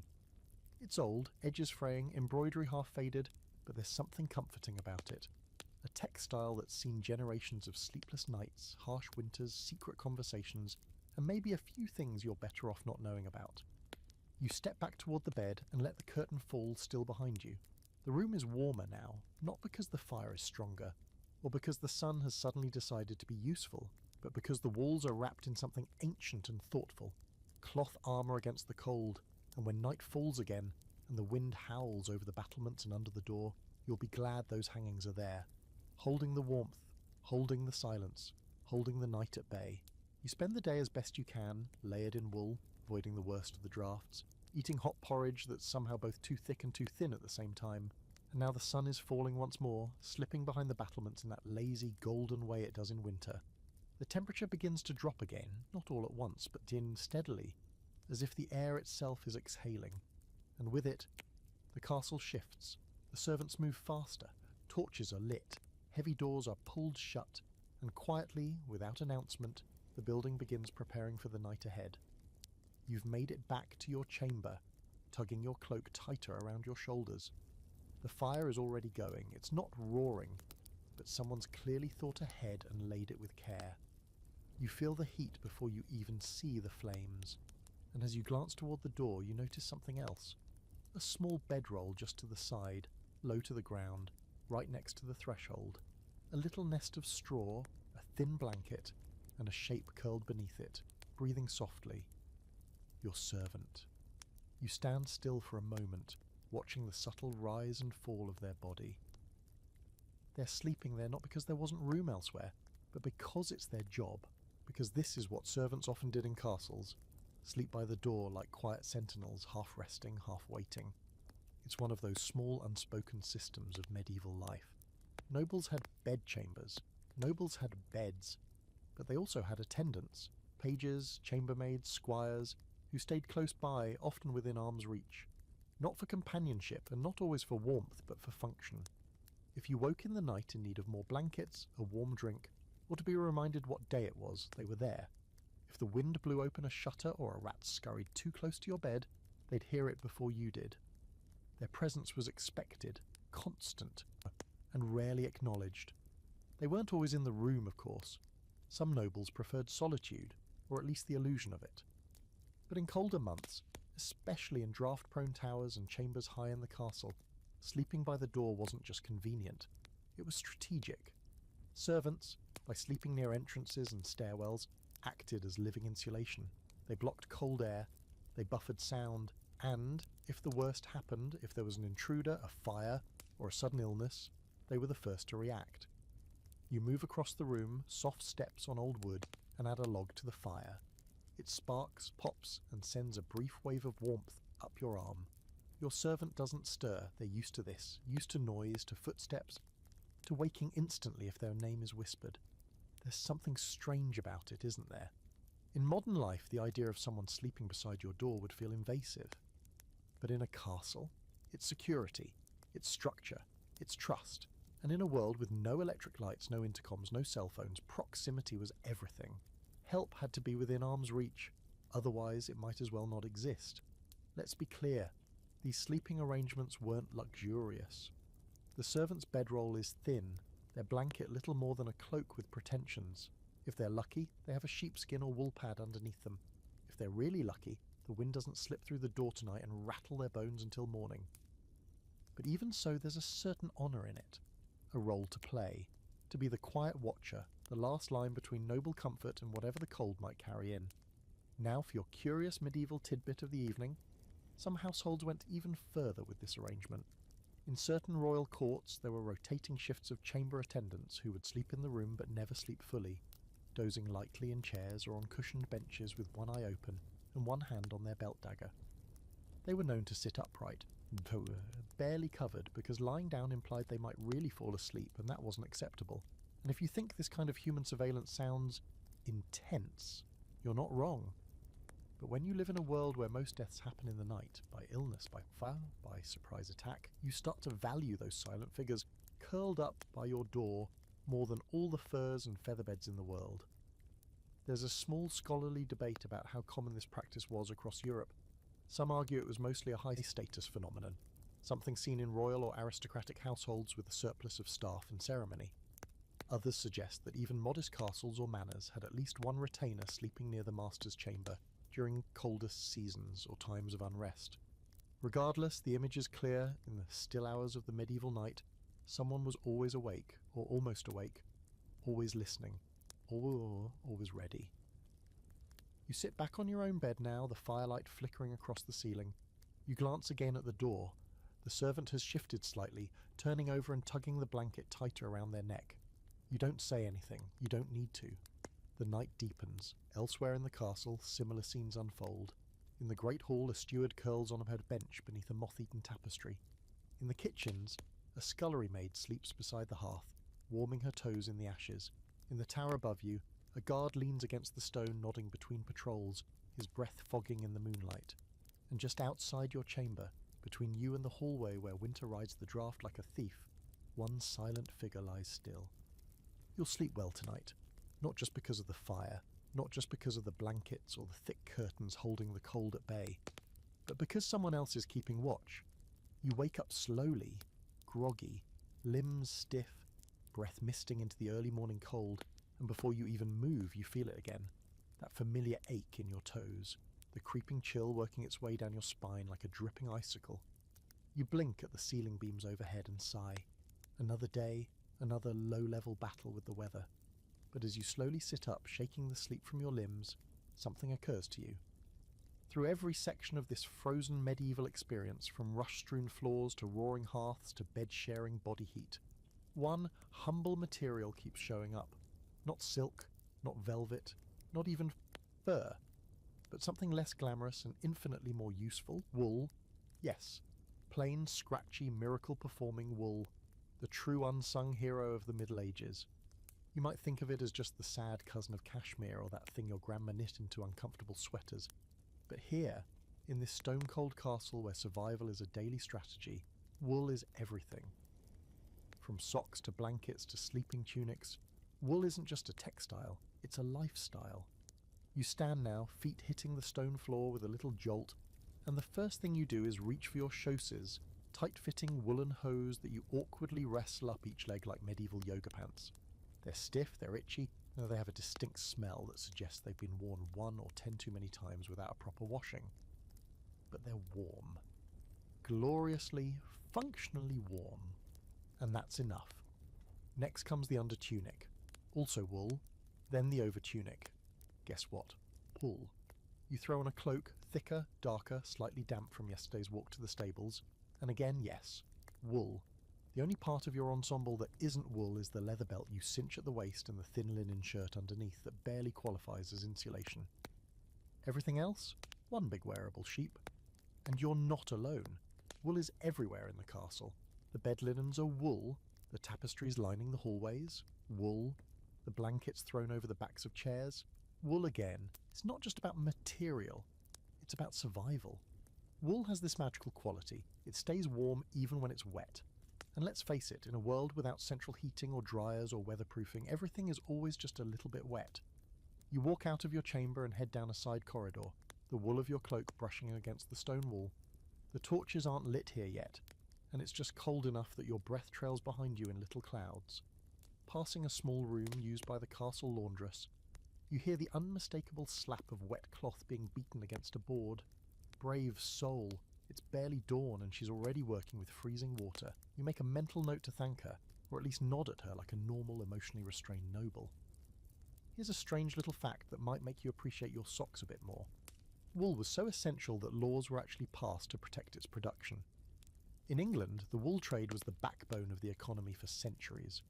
So much so that members of Parliament in the 14th century were required to sit on cushions stuffed with English wool during their sessions, not for comfort. It's a literal patriotic statement. Imagine showing your political allegiance by resting your rear end on a national resource. But wool wasn't just economic or political, it was deeply personal. Every layer you wore told a story. The thickness of the weave, the quality of the dye, even how finely it had been spun. A dark, coarse cloak said stable boy. a brightly dyed and neatly embroidered tunic that said wealthy merchant or minor noble with feelings about colour coordination. Wool signalled class, occupation, and most importantly, preparedness for the cold. Let's talk socks, because let's be honest, nothing ruins your entire medieval day faster than cold feet. Woolen socks were common but not always separate from the hose. Some were built into the leg coverings, others were simply wrapped strips of cloth tied around the feet. There were even records of people stuffing extra wool into their shoes, layering it like padding. And those who could afford it might wear two pairs, one for insulation, one for durability. Because medieval roads were brutal, boots were questionable, and frostbite was not fashionable. And yet, for all its usefulness, wool wasn't exactly cuddly, at least not at first. Unless it was carefully processed, cleaned, carded, spun and woven with skill, wool could be rough, stiff, and as welcoming as a kitchen scouring pad. That's why so many peasants and labourers looked perpetually itchy. Their wool was practical but not refined. Nobles, meanwhile, had access to finer grades, softer wool from young sheep, sometimes even blended with linen or silk to soften the feel without losing the heat. There's a scholarly debate about just how universal wool use really was across different medieval regions. Some argue that in warmer climates like southern France or the Iberian Peninsula, wool was seasonal at best. Others suggest that even there nights were cold enough, especially in stone houses or your highland regions, to require at least some wool garments. But in northern Europe, in castles like this one, wool wasn't seasonal, it was a year-round religion. You make your way toward the Great Hall, your cloak swirling behind you, and everywhere you look, wool is working. It's slung over benches, draped across sleeping bodies, wrapped around infants in makeshift slings. Even the hunting dogs curled up near the hearth, wear crude little wool coats stitched by bored maids with scraps from worn-out tunics. It's not cute, it's necessary. And here's a quirky side note. Wool wasn't just for clothes. In some households it was used to plug drafty windows, rolled into ropes and wedged between the gaps in stone, stuffed into cracks in wooden doors. People even slept with balls of wool tucked inside their bedding, not for sewing but to act as tiny heat retainers. Medieval DIY at its finest. You finally settle near the hearth, grateful for the warmth, and glance down at your hands. They're red, dry, cracked from days of cold air and rough cloth. But you pull your sleeves down, tuck your fingers into the folds of your cloak and smile anyway. Because despite the chill, despite the aching bones and endless layers, you know you'll make it through the winter. All thanks to wool, evening comes again, slow and grey, settling over the castle like a damp wool cloak. The light thins, the air sharpens, and with it comes a new rhythm, one less frantic than the daytime hustle, but no less deliberate. The castle is quiet now in a different way, not silent but subdued. Meals are done, torches flicker along the corridors, someone somewhere is softly tuning a lute, and this kitchen smells have given way to the clean, smoky scent of banks of coals being readied for the night. And for many in the castle, especially those lucky enough to be in the higher chambers, it's time to prepare for bed. But this isn't just a matter of crawling under a blanket. In the medieval world, sleep was medicine. You stretch your legs by the hearth, your feet wrapped in thick wool socks that have lost none of their scratch but all of their structural integrity. A cup of hot ale sits by your side, steeped with rosemary and sage. It tastes like earthy soup mixed with regret, but you're drinking it anyway. Because according to medieval physicians, this blend is good for the humours. It calms the stomach, eases the spleen, maybe even wards off melancholia, though frankly, the flavour alone might be enough to distract you from whatever's bothering you. Medicine in the Middle Ages wasn't just leeches and bleeding, it was daily ritual, routine, the careful management of sleep, diet, air and emotion. Sleep in particular was considered sacred, not just necessary but curative. The body couldn't heal, grow or stay balanced without it, and people took it seriously, at least they did if they could afford to. You shift in your chair and watch as your steward sets out the bed for the night, smoothing the linen sheet, fluffing the feather mattress, and placing a small bag of dried lavender and wormwood near the pillow. The scent is sharp and bitter, but oddly calming. This isn't just for comfort, it's medicinal. Wormwood was believed to ward off bad dreams, lavender to soothe the nerves. Sleep was viewed as a portal, not just into rest, but into a kind of internal alchemy. You weren't just closing your eyes, you were rebalancing your soul. Now, if you happen to consult a medieval physician, or more likely if one was inflicted upon you, they'd have a lot to say about how you should sleep. First, you should eat a warm, moist supper. Nothing too spicy, no red wine, maybe some porridge or a soft egg. Then you should avoid troubling thoughts. No arguing, no poetry, no heavy books, especially anything in Latin. You might also take a short walk, wrap your feet in hot cloths, and sit near a small fire to draw heat into the body's core. Only then should you go to bed, and not immediately to sleep, mind you, but to recline thoughtfully. Lying on your left side was discouraged. It was said to tax the heart and the liver. The right side, on the other hand, was the warm side, believed to promote better digestion and dreamless sleep. Stomach sleeping? Absolutely out of the question. Back sleeping? Acceptable if not ideal. And if you snored, well, the medieval medical community had a charming theory that snoring was caused by an excess of phlegm, which could only be cured by certain herbs or, in extreme cases, bloodletting. You pull your cloak tighter and glance at the herbal sachet on your pillow. You're not entirely sure if it's meant to encourage restful dreams or exorcise a spirit, but either way it smells expensive and that's enough. Here's a strange and slightly delightful fact. Monks, who are held up as the gold standard of discipline and routine, often had highly regimented sleep patterns dictated by medical theory and spiritual necessity. In some orders, they were allowed no more than 5 hours of sleep per night, broken up by multiple prayer services. But despite this brutal schedule, even monasteries made room for small luxuries. Fur-lined sleeping hoods, heated stones, and medicinal teas prepared just before matins. And the laity weren't left out of this system. Folk medicine, passed down orally among villagers and lower castle staff, offered it its own sleep aids, crushed poppy seeds mixed with honey, warm ale steeped with chamomile, or a bit of boiled lettuce water, yes, really, taken before bed to cool the mind. There's an ongoing academic discussion about how widespread and effective these sleep rituals really were. Some argue that the prescriptions laid out in medical texts were only followed by the wealthy or educated. Others point to folk traditions and household recipes as evidence that medicalized sleep was common across all levels of society, adapted, of course, to what ingredients and knowledge were available. The truth is probably somewhere in the middle.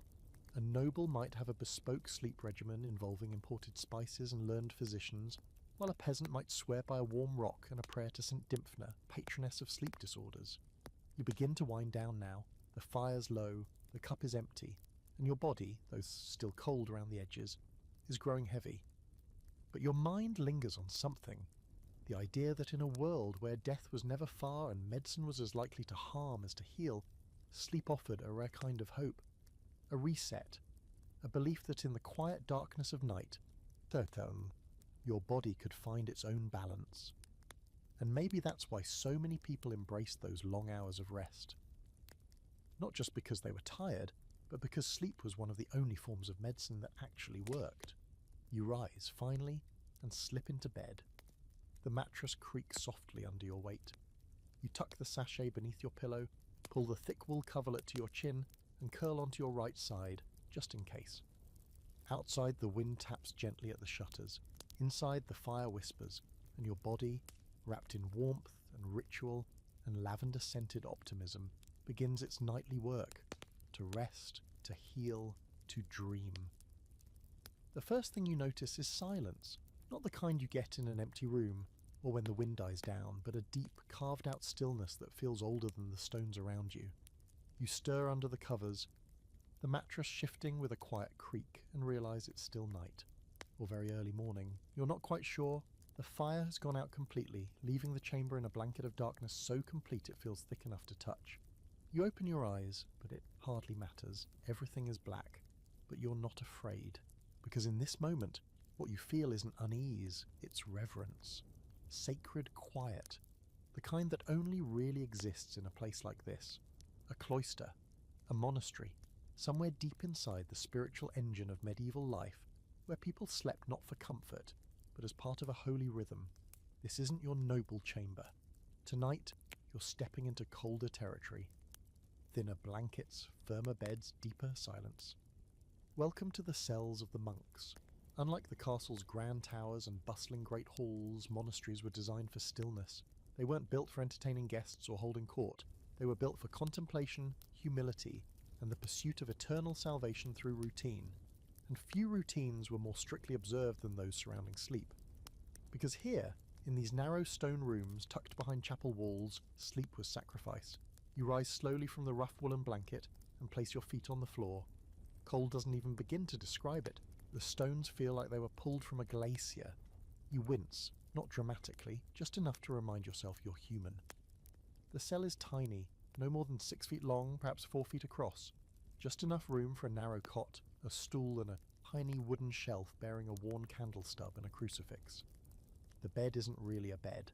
It's a plank frame with a thin straw mattress, coarse and uneven, stuffed with dry rushes, and maybe a few clumps of whatever filler the brother assigned to bedding could scavenge. No feather pillows, no thick quilts, just the basics, a woolen blanket, a stiff sheet, and whatever warmth your own body can produce. And a hooded habit, of course, which you never truly remove. Monks slept in their robes, always ready to rise at a moment's notice for prayer, study, or the occasional 3 a.m. spiritual emergency. Because here's the thing, monks didn't get a full night of sleep, not even close. In most medieval monastic orders, sleep was broken into segments by the Liturgy of the Hours, a strict schedule of daily prayers that started before dawn and continued throughout the day and night. The first bell, matins, or vigils might ring as early as 2 a.m. That meant rising in the dark, filing silently into the chapel, and chanting psalms for over an hour in the freezing cold, with nothing but candlelight and breath-clouded air to mark the passage of time. You shiver just thinking about it, but it wasn't just physical discomfort. It was intentional. The deprivation of sleep, the monotony of chanting, the repetition of words and movement, it was all part of the training. A monk was meant to master the body through discipline. Sleep was allowed only as much as it served that goal. Too much sleep was considered sloth, too much warmth, vanity, too much comfort, temptation. The ideal night's rest was short, humble, and quiet. Some monks even slept sitting up with their backs against the wall and hands folded in prayer. Others lay down fully but wrapped themselves so tightly in their robes that they resembled statues. And yet, even in this extreme discipline, there was variation. Benedictines were relatively lenient, allowing 6 or 7 hours of sleep when possible. Cistercians were stricter, often limiting rest to 4 hours or less. Split in 2 parts by prayer, and if you were sick, if you couldn't sleep, well, the medieval monastic world had remedies, some helpful, others less so. Warm goat's milk, a bit of honey, infusions of valerian or poppy, but more often than not, insomnia was seen as a spiritual issue, a test, a punishment, or occasionally a divine gift. After all, saints didn't need sleep, they needed visions. Here's your quirky fringe fact of the night. One monk in the 12th century reportedly trained himself to sleep in 10-minute bursts throughout the day and night, claiming it had left more time for copying manuscripts. He was praised for his restless devotion. Modern researchers, meanwhile, might label him deeply sleep-deprived and likely hallucinating by Thursday. There's a scholarly debate about how sustainable this lifestyle really was. Some argue that these sleep routines were more aspirational than actual, that most monks tried to wake for night prayers but often dozed through the bell or nodded off mid-psalm. Others believe the rigid schedules were enforced strictly, with punishments for slackers ranging from extra chores to fasting. Most likely it varied by location, abbot, and the individual monk's constitution. But one thing is certain, sleep in monastic life was not for pleasure. It was a tool. You imagine the room again, the cell, the cold, the echo of bare feet down a cloistered hallway. You can almost hear the low chant of voices rising from the chapel, blending into one slow, solemn wave. You picture a monk waking from that thin, uncomfortable cot, eyes puffy, lips already moving through a memorized psalm. No complaining, no hesitation, just movement, prayer, devotion. And yet even in that starkness there's peace, a simplicity, the kind that makes the harshness of the room feel almost holy. The absence of comfort becomes somehow its own comfort. You sleep less, you sleep hard, but when you do, when your body finally gives in, it's pure. No distractions, no illusions, just darkness and breath and surrender. You settle back now under your imaginary monastic blanket, straw rustling beneath you, the cold pressing in from all sides, and somewhere in the distance, far below, maybe even below the chapel, the castle continues its own strange breathing. Stillness in every stone, silence wrapped around silence, and in that silence sleep comes like a prayer answered. Night again, a real one this time, late, silent, and bone-deep cold. The kind of night that wraps around a stone castle like a vice, slipping through cracks in the mortar and creeping down the back of your neck no matter how many cloaks you're wearing. You're back in your chamber, staring into the fire that's decided, without asking, to die out 5 minutes ago. There's nothing left but embers now, faint and sulky, and the temperature is beginning to turn. The room sharpens. The air thickens. And just like that, you remember what people used to do when this moment came. When the fire faded, when the bed was still cold, and when you couldn't quite bring yourself to lie back down into a mattress that promised nothing but goosebumps and regret. You drank, not to party, not to celebrate, not even to numb yourself into a dreamless stupor. But because in the medieval world, drinking before bed was often a strategy for survival, the nightcap wasn't just a modern affectation. It had a long, storied past steeped in medicine, folklore, and the grim determination to make it through the night without shivering yourself into an early grave. You shuffle to the side table where a small clay bottle sits, plain, stout, and blessedly full. Its contents, a warm spiced ale, maybe a diluted mead, or, if your castle's physician is the experimental type, a truly suspicious herbal brew that smells like the apothecary's floor and tastes like someone's garden regrets. Either way, you pour a little into a cup and take a sip. It's sweet and sharp, not quite delicious, but oddly comforting. Heat flows down your throat like velvet wrapped around a dagger. In medieval castles, nighttime drinks were serious business. Depending on your rank and ailments, you might be served a variety of concoctions. Warmed wine with cloves and cinnamon, ale mixed with crushed fennel and thyme, or a more potent blend involving vinegar, honey, and a handful of mysterious cooling herbs someone swore would balance your humours. Every recipe was different, passed down through families or whispered by wandering healers, and every drink had a purpose, to help you sleep, warm your belly, keep bad dreams at bay, or simply dull the sharp edge of a winter night. Let's talk about the medical logic, such as it was. According to the prevailing theories of the time, based on the four humours, cold and wet were bad. Warm and dry were good. That meant the ideal sleeping body was gently heated and slightly dehydrated.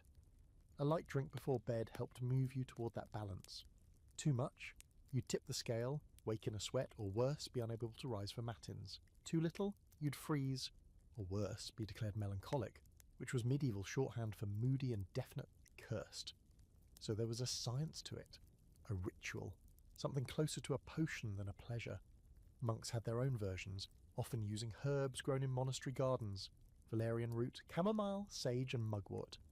Nobles preferred richer infusions, sometimes with imported spices from as far off as Byzantium or the Holy Land. And the poor? They did what they could. Warm beer if they had it, boiled water with a bit of stale bread if not. But the purpose was always the same, to chase away the cold, to slow the body and to invite sleep. In a castle where nothing came easy and nothing came cheap, a warm cup at night was a small grace. A signal that the worst of the day was over, that rest was possible. Maybe. Here's your slightly questionable fringe fact of the night. In some parts of medieval Europe, people believed certain night drinks could prevent demonic visitation. Yes, not only were you warming your bones, you were warding off evil. Some recipes called for holy water stirred into wine. Others included prayers or symbols carved into the cup itself. Superstition, sure, but when your castle is creaking, the wind sounds like a banshee, and someone down the hall just muttered Latin in their sleep, you start to appreciate any spiritual insurance you can get. Of course there were risks. Some medieval nightcaps were strong, really strong, and depending on who mixed them and what mood they were in, they could knock you out for hours, or leave you waking up disoriented, thirsty, and convinced you'd just seen St. Cuthbert standing at the foot of your bed. There are records of monks accidentally dosing themselves into full-blown visions, of nobles waking up in cold baths thinking that they were dead, and of servants who drank so much sleeping ale that they failed to rise for morning chores and were promptly assigned to latrine duty for a week. There's an ongoing scholarly debate about whether these drinks were actually effective in promoting better sleep or just a placebo wrapped in tradition. Some argue that the warm liquids and mild alcohol content did exactly what they were supposed to: soothe, relax, and heat the body. Others think the effect was more psychological, a comforting ritual in a world that offered few comforts. Either way, they worked often enough to become part of daily life. You take another sip, the warmth spreads, your shoulders ease, the stone floor doesn't feel quite as cruel underfoot anymore, and outside the wind howls against the window shutter like a lonely dog. You ignore it. You've got something better. You wander back to bed, cup in hand, and settle in slowly. The mattress sighs beneath you. You pull the covers over your legs, over your arms, over your neck. The mug rests warm in your palms, radiating peace.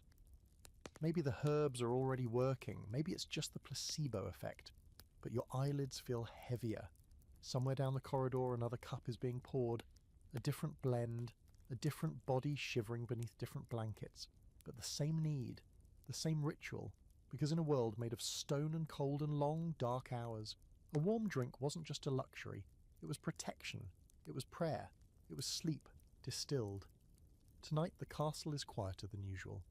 Not silent, but quieter. The wind has eased, the shutters aren't rattling, the guard on the battlements isn't coughing his lungs out like he did last night, and below the hum of snoring and the occasional clink of shifting armour, there's a kind of hush that only comes when everyone, everywhere, is finally asleep. You lie in bed, blankets up to your nose, half dreaming, half thinking, and suddenly it hits you. The castle feels smaller tonight. Closer. Warmer, even. That's when you hear it. The softest shuffle of feet. Not soldiers, not ghosts, children. A door creaks down the hall. There's the faint tap of small feet on cold stone.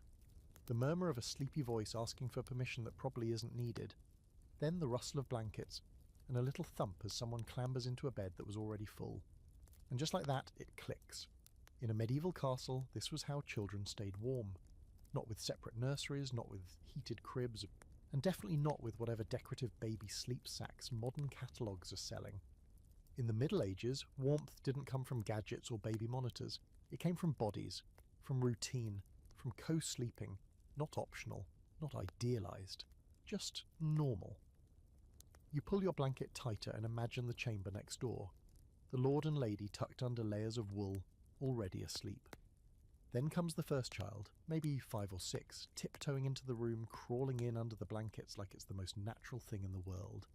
Then the second, younger still, half carried by a sleepy nursemaid, who immediately curls up near the hearth afterward. By morning, that bed will look like a particularly exhausted litter of foxes, all tails and elbows and tangled hair. It wasn't about sentiment. It was about strategy, because even in the grandest rooms of a castle, the cold came for everyone, and smaller bodies lose heat faster. So children, especially younger ones, slept with adults, not because of attachment parenting philosophies, but because medieval bedrooms weren't heated, and the cold didn't care how old you were. This wasn't just a noble custom either. In peasant cottages, it was even more pronounced. One bed, one family, all sleeping together like a pile of firewood, carefully arranged for maximum efficiency. Parents, children, grandparents, sometimes even cousins or neighbours in deep winter. Privacy was a fantasy, modesty negotiable. What mattered was surviving until spring. But in the castle, there were layers of both clothing and protocol. Nobility, especially, had rules about where children slept and with whom. Boys might be sent to sleep in adjoining rooms with tutors or squires in training. Girls might stay with a nursemaid or governess, but on the coldest nights, those barriers softened. A frightened child was often welcomed into the lord's bed without fuss, not as an exception but as tradition. And don't forget the servants. Nursemaids, wet nurses, and even child companions often slept in the same room, or even the same bed as their charges. You might have one adult and 2 or 3 children crammed under the same blanket, all wearing layers of linen shifts, socks and soft caps to keep the heat from escaping. And speaking of caps, yes, children wore them, some tiny floppy nightcaps tied under the chin, because in the medieval sleepwear hierarchy, your ears were always at risk. Here's a slightly adorable and slightly horrifying fringe fact.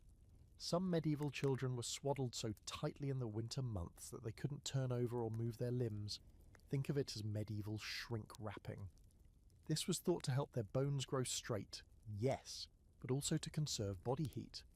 Wrapped like little wool burritos, they were sometimes even hung in slings from bedposts or hearth hooks, like, well, you get the idea. Comfortable? Doubtful. Warm? Arguably. Now, scholars have long debated the emotional dynamics of this co-sleeping world. Was it affectionate? Practical? A bit of both? Some argue that co-sleeping reinforced bonds between parents and children, especially in a society where daylight hours were full of separation, lessons, chores, formal meals. Others suggest that while sleeping together did offer emotional closeness, it wasn't necessarily about that. It was just the only viable option in a freezing stone-walled world. You glance across your own room now, picturing how it might have looked centuries ago. A larger bed, certainly. Maybe even two smaller ones pushed together. Tapestries on every wall. A child-sized bench pulled near the fire. Perhaps a cradle, not rocking, but fixed on sturdy legs, and wrapped in so many furs you'd be forgiven for thinking a bear cub lived inside. And noise. So much nighttime noise. Babies crying, children murmuring in their sleep. The endless shuffle of feet as nursemaids adjusted blankets or refueled the brazier. The scrape of a chair, the drip of water from a roof beam. You didn't expect silence in a medieval castle. You expected life, even at rest.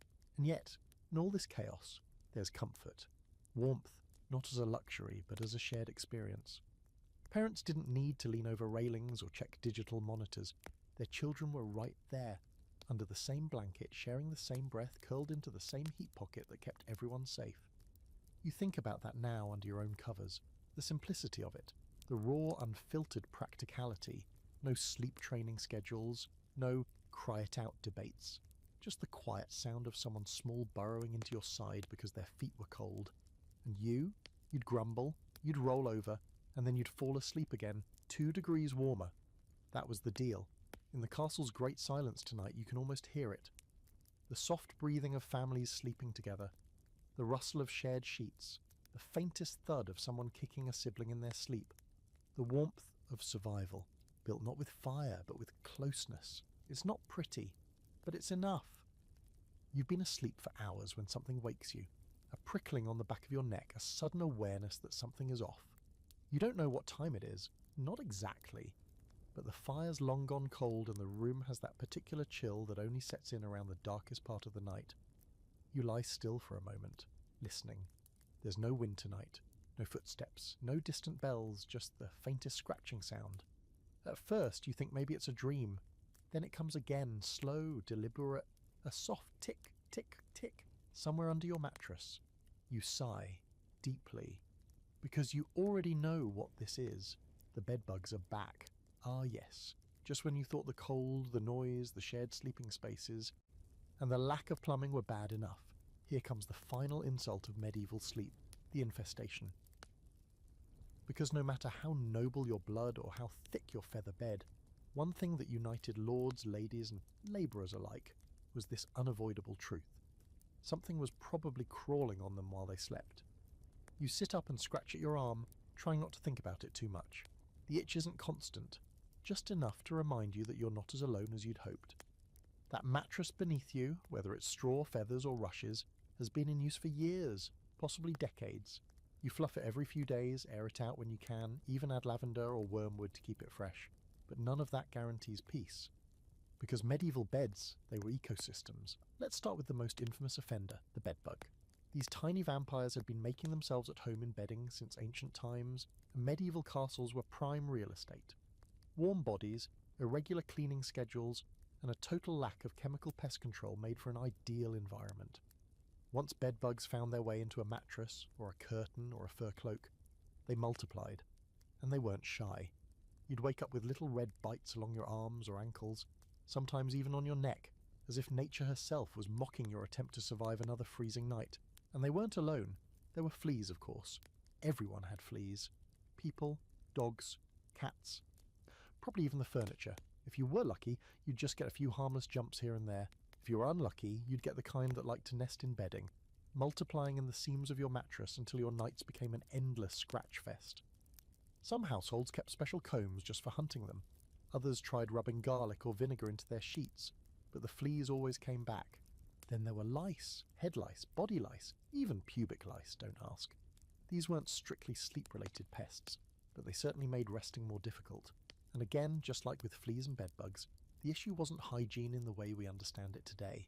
Even the cleanest, most fastidiously washed person could end up infested simply by sharing a bed, or even a blanket, with the wrong companion, which in a castle where everyone shared everything was basically inevitable.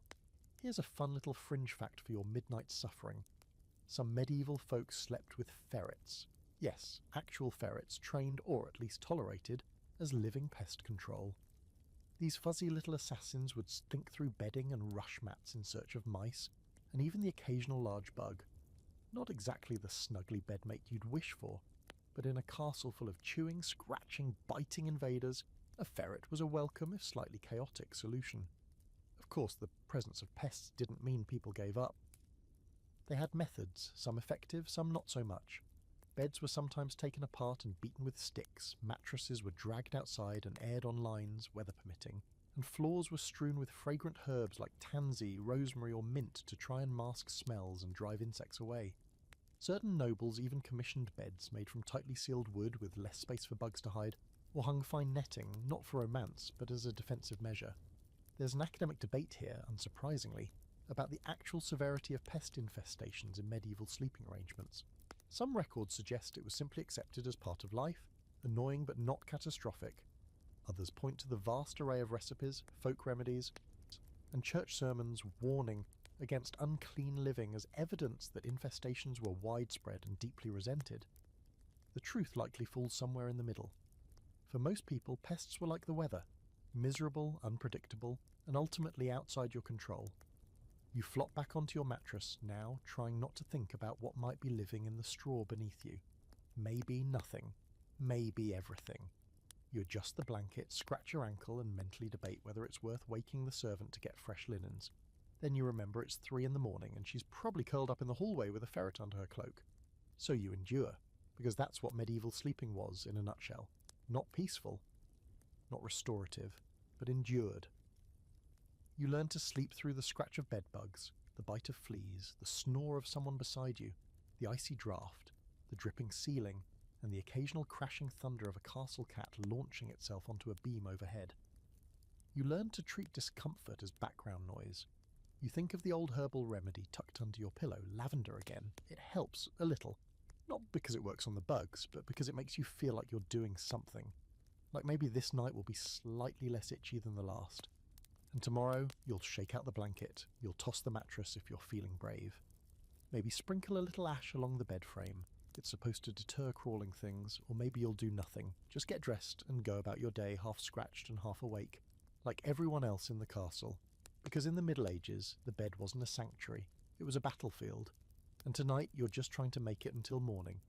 Morning again, pale and damp, spilling weak sunlight over the frost-rimmed courtyard and the muddied boots lining the outer corridor. The castle smells like wood smoke, wet wool and cooked onions, which is about as close to perfume as it ever gets. You stretch under your blankets, scratch at a bite behind your knee, thanks again bedbugs, and groan. You're not cold exactly, not yet, but you know it's coming. The second your feet hit the floor, the chill will rise up your legs like a curse. Still, you've got no choice. You've got to move. Today you're travelling, which means your bed, the stiff, lumpy, vaguely flea-adjacent nest you've been enduring, might soon be a distant memory. Not because your next bed will be better, but because it might not exist at all. Because let's get something clear. Travelling in the Middle Ages was rarely warm, and it was almost never comfortable. Whether you were a noble on progress, a knight on campaign, or even a royal making the slow trek between castles, sleeping on the road was its own special circle of discomfort. Cold, loud, unpredictable, and deeply reliant on the ingenuity of your servants. You swing your legs out of bed and begin dressing layer by layer, woolen hose, linen underclothes, thick travelling cloak lined with fur that smells a little like yesterday's stable. You'll be on horseback most of the day, jostled over frost-rutted paths and muddy tracks, and tonight, if the gods are kind, you'll have a roof. If not, you'll make do, just like everyone else. So how did people sleep when they travelled? The short answer is, anywhere they could. If you were noble or wealthy, you might travel with a full entourage, including servants responsible for hauling your portable bed. Yes, your bed. Not just the linens, not just the mattress pad, but sometimes even the bed frame. It could be disassembled, carried on carts, and set up wherever you stopped for the night. It sounds extravagant, because it was, but remember, sleeping in the cold wasn't just uncomfortable, it was dangerous. Pneumonia, frostbite, and hypothermia weren't yet in the medical textbooks, but they were on everyone's mind. The travelling bed itself was usually simpler than a castle bed, often just a canvas cot or a folding frame topped with straw or a thin feather mattress, rolled tight for transport. And forget private rooms. You'd be set up in the hall of a host's manor, a crowded roadside inn, or, if you were lucky, a priory. Space was shared, noise was constant, and bedding had to be layered fast and torn down faster. That's where warming pans came in. Imagine arriving to your lodgings, half frozen, and finding your bed stiff with cold, the sheets damp with chill. Before you crawl in, a servant takes a long-handled brass pan filled with hot embers from the hearth and runs it between the sheets, back and forth, quick but careful. If they do it right, the bed is warm and dry. If they do it wrong, the sheets scorch, or worse, ignite. There are a few historical accounts of this happening, which you should not read if you ever plan to sleep again. Still, these warming pans were considered indispensable for the travelling elite. Some households even had embroidered pans, or pans engraved with religious symbols, as if St. Catherine herself was going to protect your bedding from spontaneous combustion. The less wealthy, of course, had no such luxuries. They relied on cloaks, dogs, and body heat. And when all else failed, they slept in their clothes, under their horses' blankets, curled near the dying embers of a fire that wasn't quite big enough for everyone. Let's not forget the inns, those rare, glorious havens that dot the trade routes and pilgrim trails. If you arrived early enough, you might get a bed. If you arrived late, a spot on the floor, maybe under a table, maybe near the kitchen, sometimes with the goats. The bed itself would be shared, absolutely. And who your bedfellow was depended on timing and luck. A fellow noble, maybe. A suspicious merchant, possibly. A monk with a snoring problem and an affection for garlic, almost certainly. And yes, there were travelling tents, particularly for nobles, knights, and royalty during military campaigns. Some were extravagant, wood-framed, painted with family crests, filled with bedding, tapestries, and even small braziers to hold coals. It's hard to overstate how luxurious these were. Picture a portable room in the middle of a muddy field, complete with rugs, chairs, and enough wine to forget the war entirely. But not everyone travelled like that. For many, a tent meant a bit of canvas stretched between trees, with the ground as your mattress and the sky as your ceiling. Here's your strange but true fact for the night. Some noble women travelled with their own bedroom furniture. Not just the bed, but folding chairs, stools, and even chamber pots with fitted lids, painted, gilded, and sometimes monogrammed. One Italian duchess reportedly refused to travel without her astrologer, her geese, and her mattress, because apparently even centuries ago some people were very serious about their sleep setup. There's academic debate over how often these mobile comfort rituals were used. Some historians suggest only the top percent of the top percent had the resources to move their beds like circus caravans. Others argue that many wealthy households owned campaign furniture, beds and chairs built specifically for travel, disassembling like medieval IKEA kits. The likeliest truth? Most nobles found a middle ground. Bring what you can, bribe the host, and accept that you're going to be cold, itchy, and angry by sunrise. You pull on your gloves now, stiff with age but warm enough, and head toward the stables. Outside, the frost has turned the ground silver. Your horse stamps in place, breath clouding the morning air. A servant ties your travelling packs down, one filled with cloaks, the other with wrapped bundles of bedding. You've brought your favourite blanket, and a warming stone if there's time to heat it. You nod to your steward. He nods back. You're ready to leave behind your bed of straw and bugs, ready to embrace the moving misery that is travel sleep, ready to curl up in an unfamiliar room beside unfamiliar people, with your cloak for a pillow and your boot for a hot water bottle. Because in the Middle Ages, travel didn't stop for winter, and sleep didn't stop for anyone. The road has been long and you're exhausted, not just physically, but that deeper medieval kind of exhaustion that settles in your bones like dampness. You've ridden through sleet, through ankle-deep mud, and across terrain so uneven it rattled your spine into a question mark. Your clothes are stiff with travel. Your boots, despite being stuffed with extra wool, are soaked. And now, finally, as the sun disappears behind the jagged hills and the castle where you're supposed to spend the night looms on the horizon, you're thinking of one thing and one thing only: heat. Specifically, how to generate it. Because you've already accepted that this guest chamber will be cold, that the bedding will smell like someone else's dog, and that the fire will be little more than a polite pile of coals when you arrive. But tonight, you've come prepared. You've brought something special, something curious, something your local alchemist swears will revolutionize travel sleep. It's a stone, But not just any stone. This one is smooth, round, and silkstone specially chosen for its abilities to hold heat. You remove it from your saddlebag like it's the crown jewels, then wrap it carefully in thick cloth before handing it to your steward with a single command: into the fire. Welcome to the strange, half-magical, half-scientific world of medieval heat hacks, an evolving collection of tricks, tools, and half-baked ideas that people tried, tested, and sometimes barely survived in their efforts to stay warm through long, freezing nights. Your hot stone, let's start there, was one of the more effective tricks. Once thoroughly warmed in the hearth, it could be wrapped and placed beneath your bedding. It radiated heat for hours, sometimes well into the night. Some people placed it at the foot of the bed to warm their legs.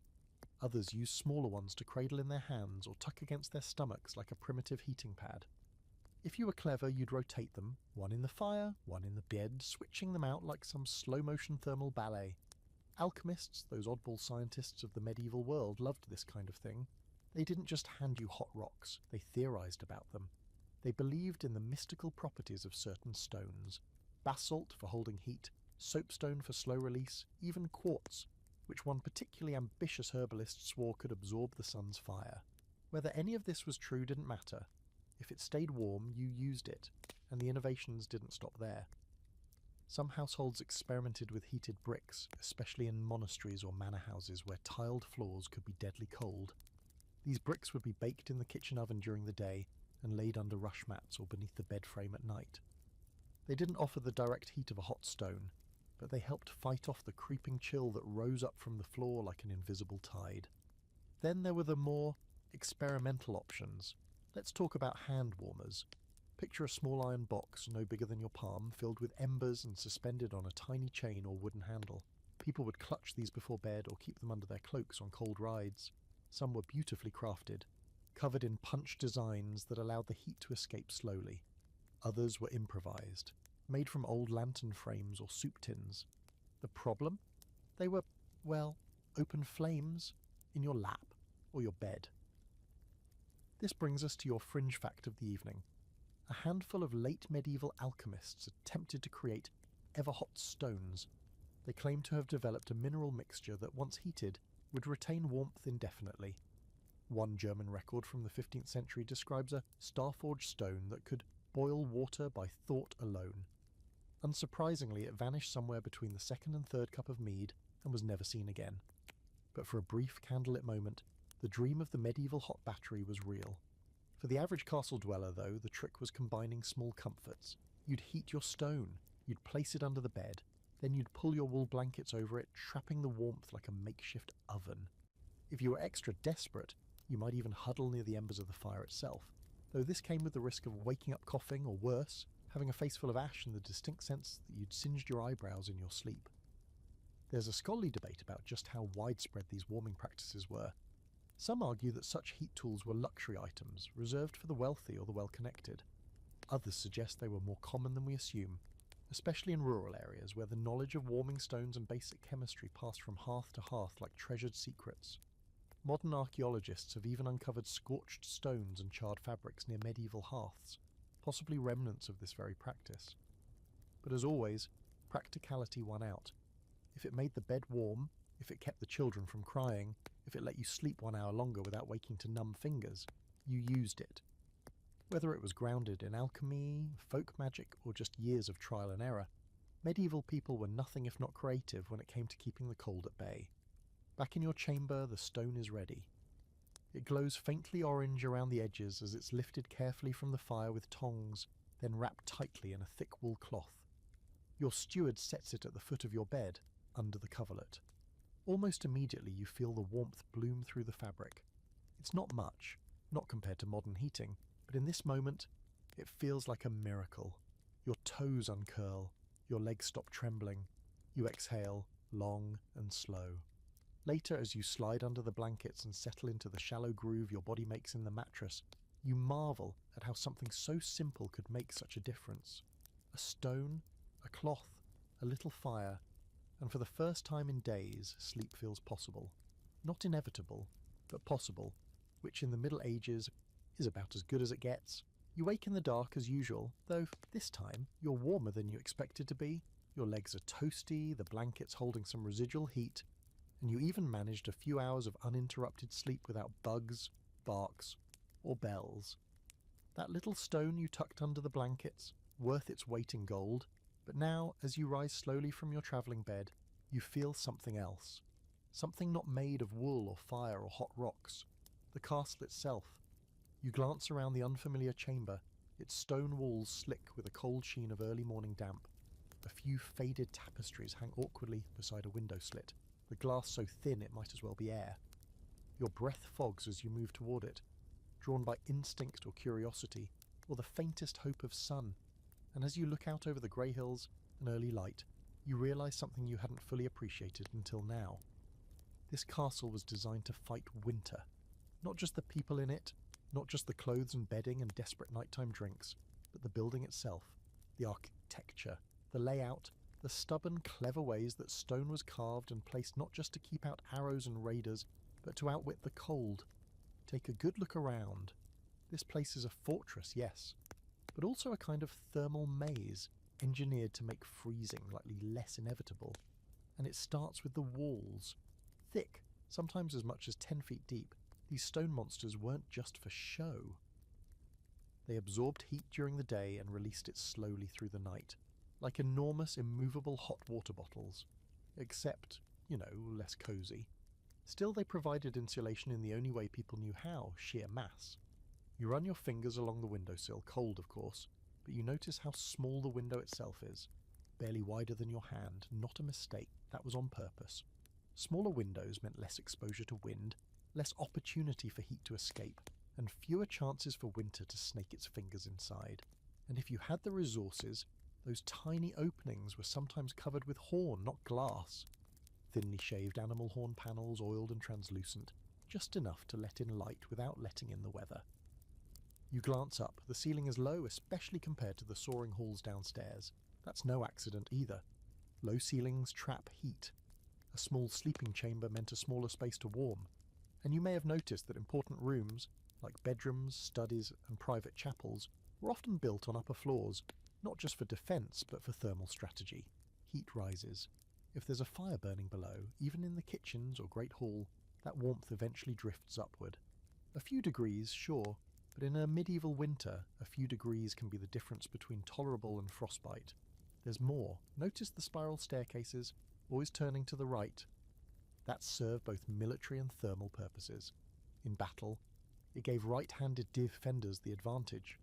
But those tight turns and narrow passages also slowed airflow, keeping drafts from racing through the building. Likewise, castle builders often tucked doors and stairwells into recesses or behind thick curtains, not just to look dramatic, but to stop warm air from escaping into the stone wilderness beyond. And let's not forget the materials themselves. That stone, limestone, granite, sandstone, whatever they could quarry nearby, was chosen for durability, but it had unintended thermal properties. It held on to heat slowly and released it even slower.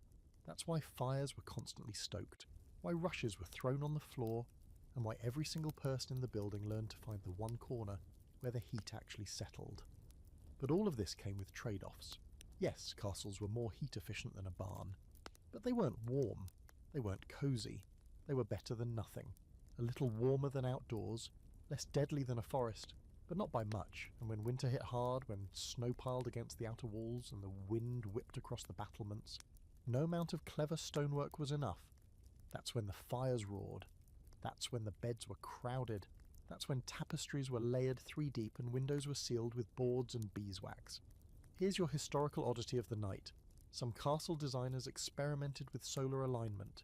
Yep, medieval green architecture. Certain rooms were built facing south to absorb maximum sunlight. Courtyards were sometimes placed to trap heat, using high walls and angled construction to catch sun and cut wind. One 14th century document even suggests building a lord's solar, to draw in the light from morning till eventide as a lizard might sun himself upon the stones. No idea if that was meant poetically or literally, but it shows how aware they were. Cold was the enemy and architecture was the weapon. There's debate among historians about just how intentional all of this was. Some argue that much of medieval castle design was about defence first, and any heating benefits were just happy accidents.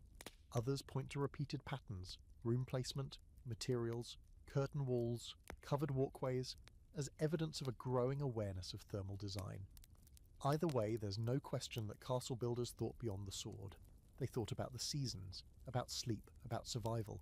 You step away from the window now, your breath still fogging the air. The chamber's no warmer, really. The fire is just embers, but you feel impressed, a little bit awed. Because while you've spent so much time layering clothes and sipping questionable herbal brews and battling bedbugs, you didn't fully appreciate that the building itself was on your side. It wasn't perfect, but it was trying to keep you alive, trying to keep the heat in, trying in its own way to let you sleep.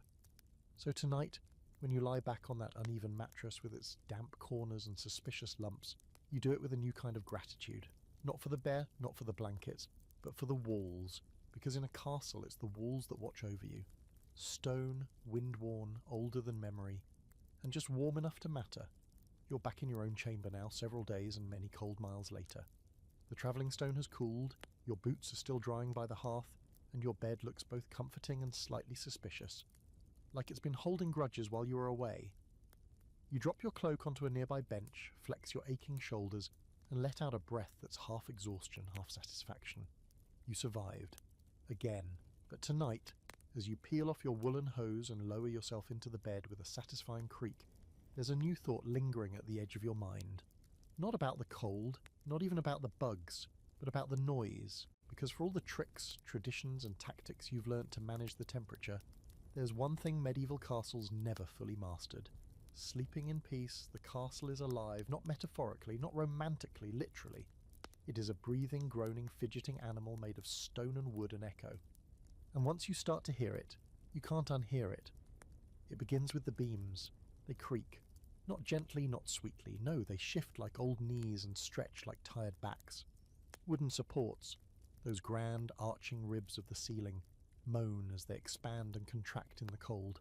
Sometimes it sounds like a footstep overhead, other times like a low animal cry. And for one unforgettable hour last winter, you swore you heard a whisper directly above your head until you realised it was just wind slipping through a warped joint in the rafters. Probably. Next comes the scratching. Soft, worried, irregular. That's likely. Mice, definitely. Something larger and furrier with extremely bad timing. Don't think about it. Between the walls, under the floor, behind the tapestries, something is always moving. Scavenging for crumbs, nesting in the rushes, possibly reenacting a full social drama involving mouse marriages and cheese politics. Either way, the castle is a rodent playground, and those sounds are your lullaby. Then there's the wind. It's never silent. It doesn't matter how well fortified the castle is, how thick the walls are, or how tightly the shutters have been latched. Wind finds a way. It snakes through arrow slits and door gaps. It whistles under floorboards. It rattles panes of horn and oiled parchment with the fury of a bard rejected at court. Sometimes it howls, rising and falling like a chant from the moors. Other times, it sighs so quietly you're not sure if it's outside the wall or inside your head. And people, God, the people, castles aren't private, even if you're a noble, even if you have your own chamber. There are footsteps in the hall at all hours. Servants fetching water, guards changing shifts, a steward who walks like he's angry at the floor. Then there's the coughing. Someone always has a cough. A wet one, a dry one, a cough that sounds suspiciously like it's coming from just outside your door, even though you told them to sleep on the far side of the corridor. You pull your blanket tighter, curl onto your side, and try to focus on the fire, which pops softly in the hearth. But now the crackling reminds you of that time a torch in the stable started spitting sparks and the hayloft caught fire. You sat up for 3 nights after that, half expecting the flames to climb through your floorboards. There's a part of you that longs for silence. True, blanketed silence, but in a medieval castle, silence is suspicious. Silence means something's wrong, it means someone's missing, or someone's sneaking, or the wind has gone still before a storm. So you adjust. You start to crave the sounds you once cursed. You learn the language of noise, that dragging sound near your door, probably the chambermaid's slipper, that dull thud from upstairs, the steward's footlocker, that soft drip, drip, drip behind the wall. Rain seeping through a crack that no one's gotten around to fixing since last autumn, or possibly the start of a full-blown leak that'll soak your bedding by morning. Who knows? Here's your delightfully miserable fringe fact for the evening. Some medieval castle residents took to sleeping with cloths or wax plugs stuffed in their ears to drown out the noise. Not because they were delicate, but because between the wind, the livestock, the bells, the servants, the roosters that didn't understand time, and the occasional midnight duel or childbirth, it was simply the only way to get any rest. Of course, it meant you couldn't hear intruders or fires starting. Hey, trade-offs. There's scholarly debate about how well medieval people actually slept. Some argue that constant noise, poor conditions, and unpredictable disruptions meant most people existed in a perpetual state of mild sleep deprivation. Others suggest that people adjusted over time, developing deeper sleep habits that could withstand the chaos around them. After all, when you've known nothing else, when you've never heard true silence, does the noise even register? You roll over now, trying to find that one sweet spot in the mattress that doesn't feel like a sack of turnips. Outside, a distant dog barks. Someone answers with a thrown boot and a curse in Old French. The wind starts up again, dragging its fingers along the shutter like it's trying to write a message in dust. You close your eyes. It's loud, of course it's loud, but it's your kind of loud now. Familiar, predictable, almost comforting. Because at least when the castle's this noisy, you know it's still standing, still alive. And somehow, in the middle of the scratching and creaking and coughing and rustling and moaning, you fall asleep. Not all at once, not peacefully, but enough to dream. The dream you were having was strange. Something about trying to light a fire with a spoon while a monk lectured you on proper sock storage. But it's gone now, vanished the second you blink awake and stare into the inky dark of your room. Something's wrong. Not dramatically wrong, there's no shouting, no alarms, no flames licking at the rafters, but there's a feeling, a shift, the kind of quiet that wraps too tight around your skin. The fire's out. The shutters are still, your breath fogs in the air. But that's not what's bothering you. No, it's something deeper. You reach a hand under the blanket and confirm it. Your feet are freezing.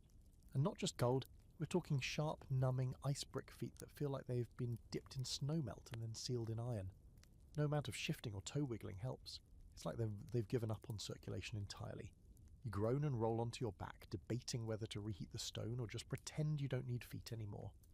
But as you stare at the dark ceiling, gritting your teeth and mourning the loss of 10 perfectly good toes, it hits you. This is exactly why people used to sleep in shifts.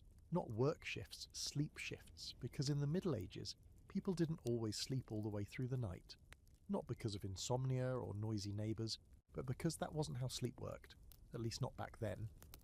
Welcome to the mysterious half-forgotten world of segmented sleep, or what some historians call first sleep and second sleep. For much of the medieval period, sleeping in one long uninterrupted block wasn't the standard. Instead, people would go to bed not long after nightfall, sleep for a few hours, wake up for a bit, and then go back to sleep again until dawn. You stretch your legs, trying in vain to reintroduce blood flow, and picture it. The entire castle, guards, cooks, nobles, servants, all nestled into their beds for first sleep. A few hours pass, then slowly, like fish rising to the surface, they begin to stir. Not everyone, not all at once, but in enough numbers that it becomes a thing. People wake, they sit up, they stoke the fire, they talk, they pray, some write, some even visit neighbours, tiptoeing down draughty halls for a quiet chat or, more scandalously, a late-night rendezvous under the pretense of discussing goat prices. It sounds strange now, but it was completely normal. In fact, it was expected. There are references in medieval literature, court records, even medical texts that treat this waking period as a natural part of the night. Doctors recommended using it for quiet reflection or prayer. Religious texts praised the wakeful hours as ideal for spiritual clarity. Farmers might use the time to check on animals or prepare for the next day. And if you happen to share a bed with someone, well, this was also considered an appropriate window for, shall we say, marital negotiations. Here's a curious little fact. Many of the recorded nighttime prayers from this period were written specifically for the time between sleeps. Monks had entire routines built around these hours, rising for matins in the dead of night, reciting psalms by candlelight while the rest of the world dozed through their first or marn slumber. Even secular folk observed the rhythm. You weren't disturbed by waking, you expected it. Of course, there's a scholarly debate about how widespread segmented sleep truly was. Some argue it was more common in rural areas or among the deeply religious. Others suggest it was nearly universal before artificial lighting became common. The general theory is that once candles, oil lamps, and eventually gas and electric lights allowed people to extend their days, our sleep began to compress into a single uninterrupted block. Before that, the natural darkness encouraged this two-part sleep, timed neatly with the body's circadian rhythms and the flickering life of firelight. Back in your room, you sigh and finally sit up, pulling the blanket around your shoulders like a sad, sleepy cloak. The room's colder than before. You consider lighting the fire again, but the thought of leaving the blanket bubble makes your spine curl in protest. So instead, you do what medieval people often did during this middle-of-the-night wakefulness. You think, not in a productive way. You're not solving equations or mapping trade routes, more like slow, wandering thoughts. Did you leave your gloves in the stable? What did the cook mean when she said the stew was haunted? Is it possible the firewood is cursed? That sort of thing. Eventually you stand, quietly, your feet complain every step of the way, but you move to the window and peek through the shutter. The world outside is velvet dark, the stars smeared across the sky like milk. No lights, no torches, just a lone figure walking the parapet, one of the guards bundled in a fur cloak pacing to stay awake. You feel a strange kinship with him, because here you are, awake in the middle of the night, not because something is wrong, but because that's how it's supposed to be. Maybe your body remembers, maybe some old ancestral part of you is still tuned to the rhythm of the past. First sleep, waking, second sleep. A forgotten cadence still humming softly in the background of your modern brain. Eventually you return to bed. You rub your feet together for heat, pull the blanket back up to your ears, and close your eyes. And somewhere between the creak of the rafters and the faint snore of the guard dog downstairs, your mind loosens. Your breathing slows, and you slip into your second sleep, just like they used to. Morning arrives not with sunlight, but with noise. You're half dreaming something about trying to knit a blanket out of firewood when it begins. First, a clang of iron somewhere deep in the castle like a dropped bucket echoing through a stairwell.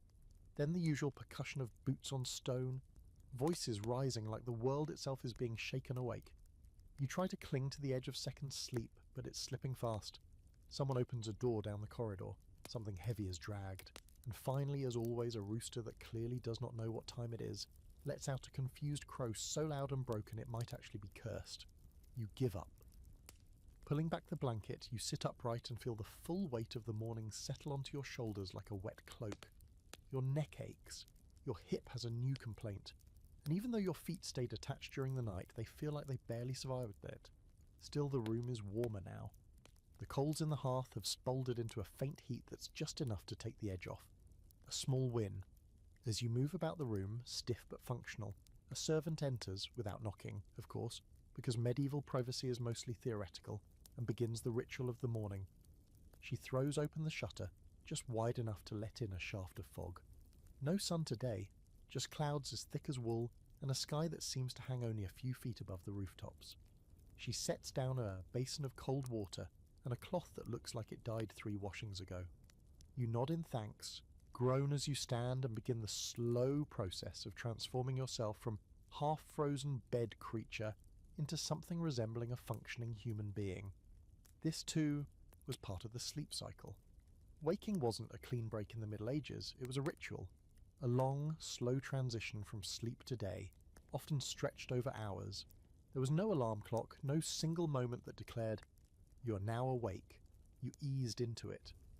You were woken by bells or servants or the chill itself, but even then you didn't leap out of bed. You adjusted, you sat, you muttered, you listened to your joints crunch. You might even have prayed. Prayer, in fact, was often the very first act of the day, especially for nobles and clergy. A whispered "Our Father," a touch of holy water if you had any on your nightstand. Some people kept small devotional books near their bed, the kind you could flip through with one eye still closed, hoping to earn divine favour before you even found your shoes. And shoes, they were a commitment. You couldn't just shuffle around in socks or barefoot, not unless you wanted frostbite or tetanus from some stray nail in the rushes. So you pulled on your hose, tugged up your chausses, and then battled your way into stiff leather boots with buckles that always seemed tighter in the morning. Your fringe fact for today? Some medieval nobles had wake-up assistants. No, seriously.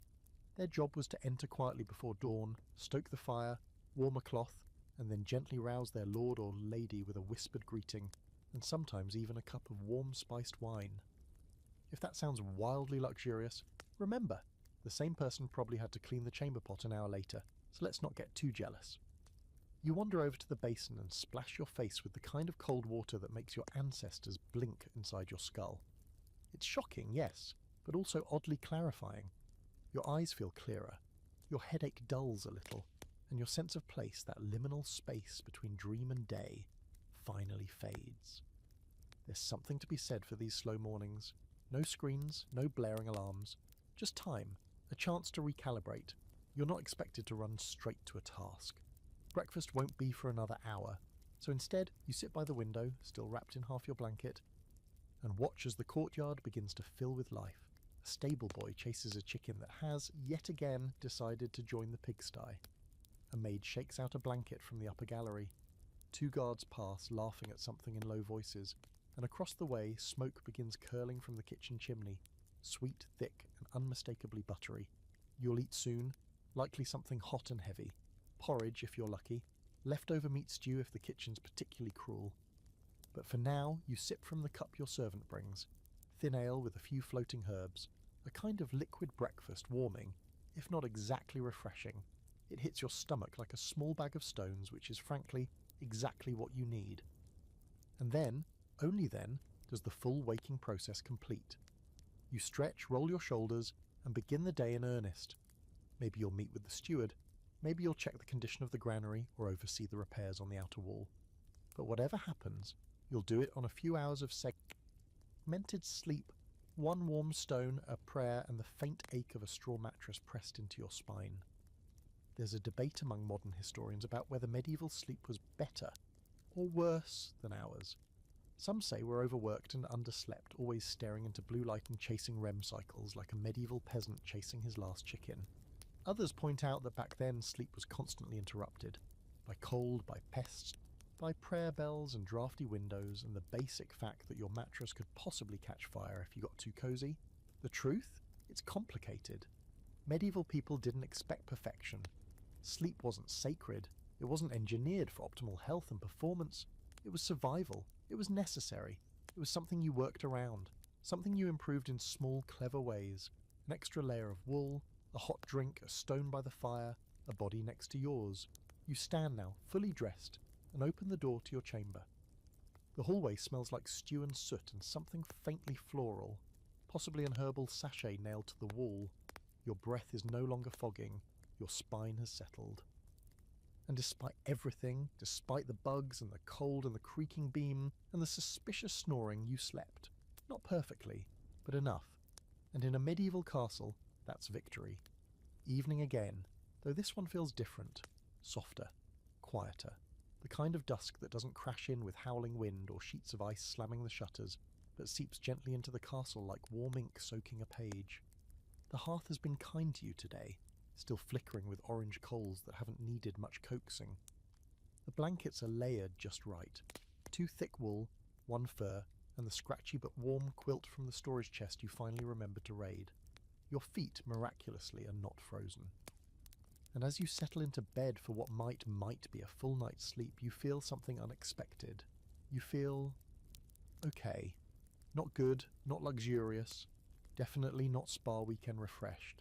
But for once, the bed doesn't feel like a punishment, the room doesn't feel like a cave, and the castle doesn't feel like it's trying to kill you. You've adapted. Or at least you've stopped resisting. That counts for something. As you lie there, staring up at the wooden beams overhead, your mind drifts.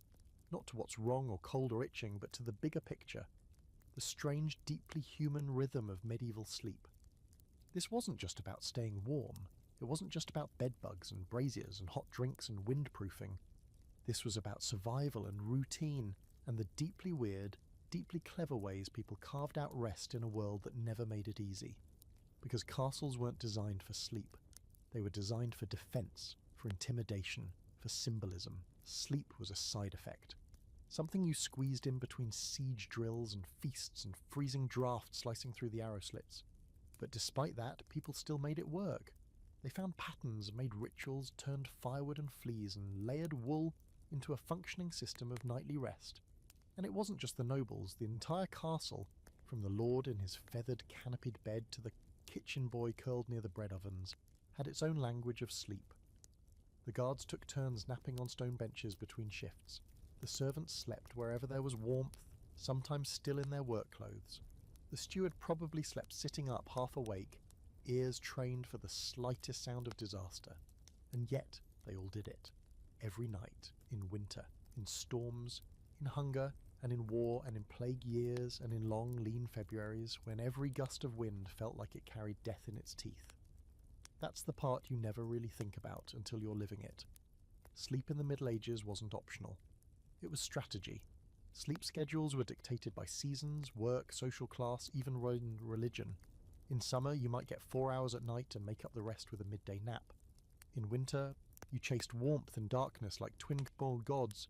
You woke for prayers, then slept again.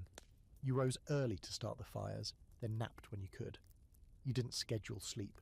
You fit it around the margins of your life, tucking it in between duties like an afterthought.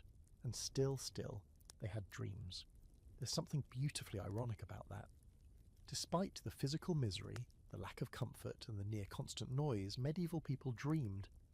They recorded dreams in journals, in letters, in confessionals. Some believed dreams were messages from God. Others thought them meaningless. But many, especially mystics, monks, and chroniclers, took dreams seriously. Even the common folk passed down stories about dream omens and warnings.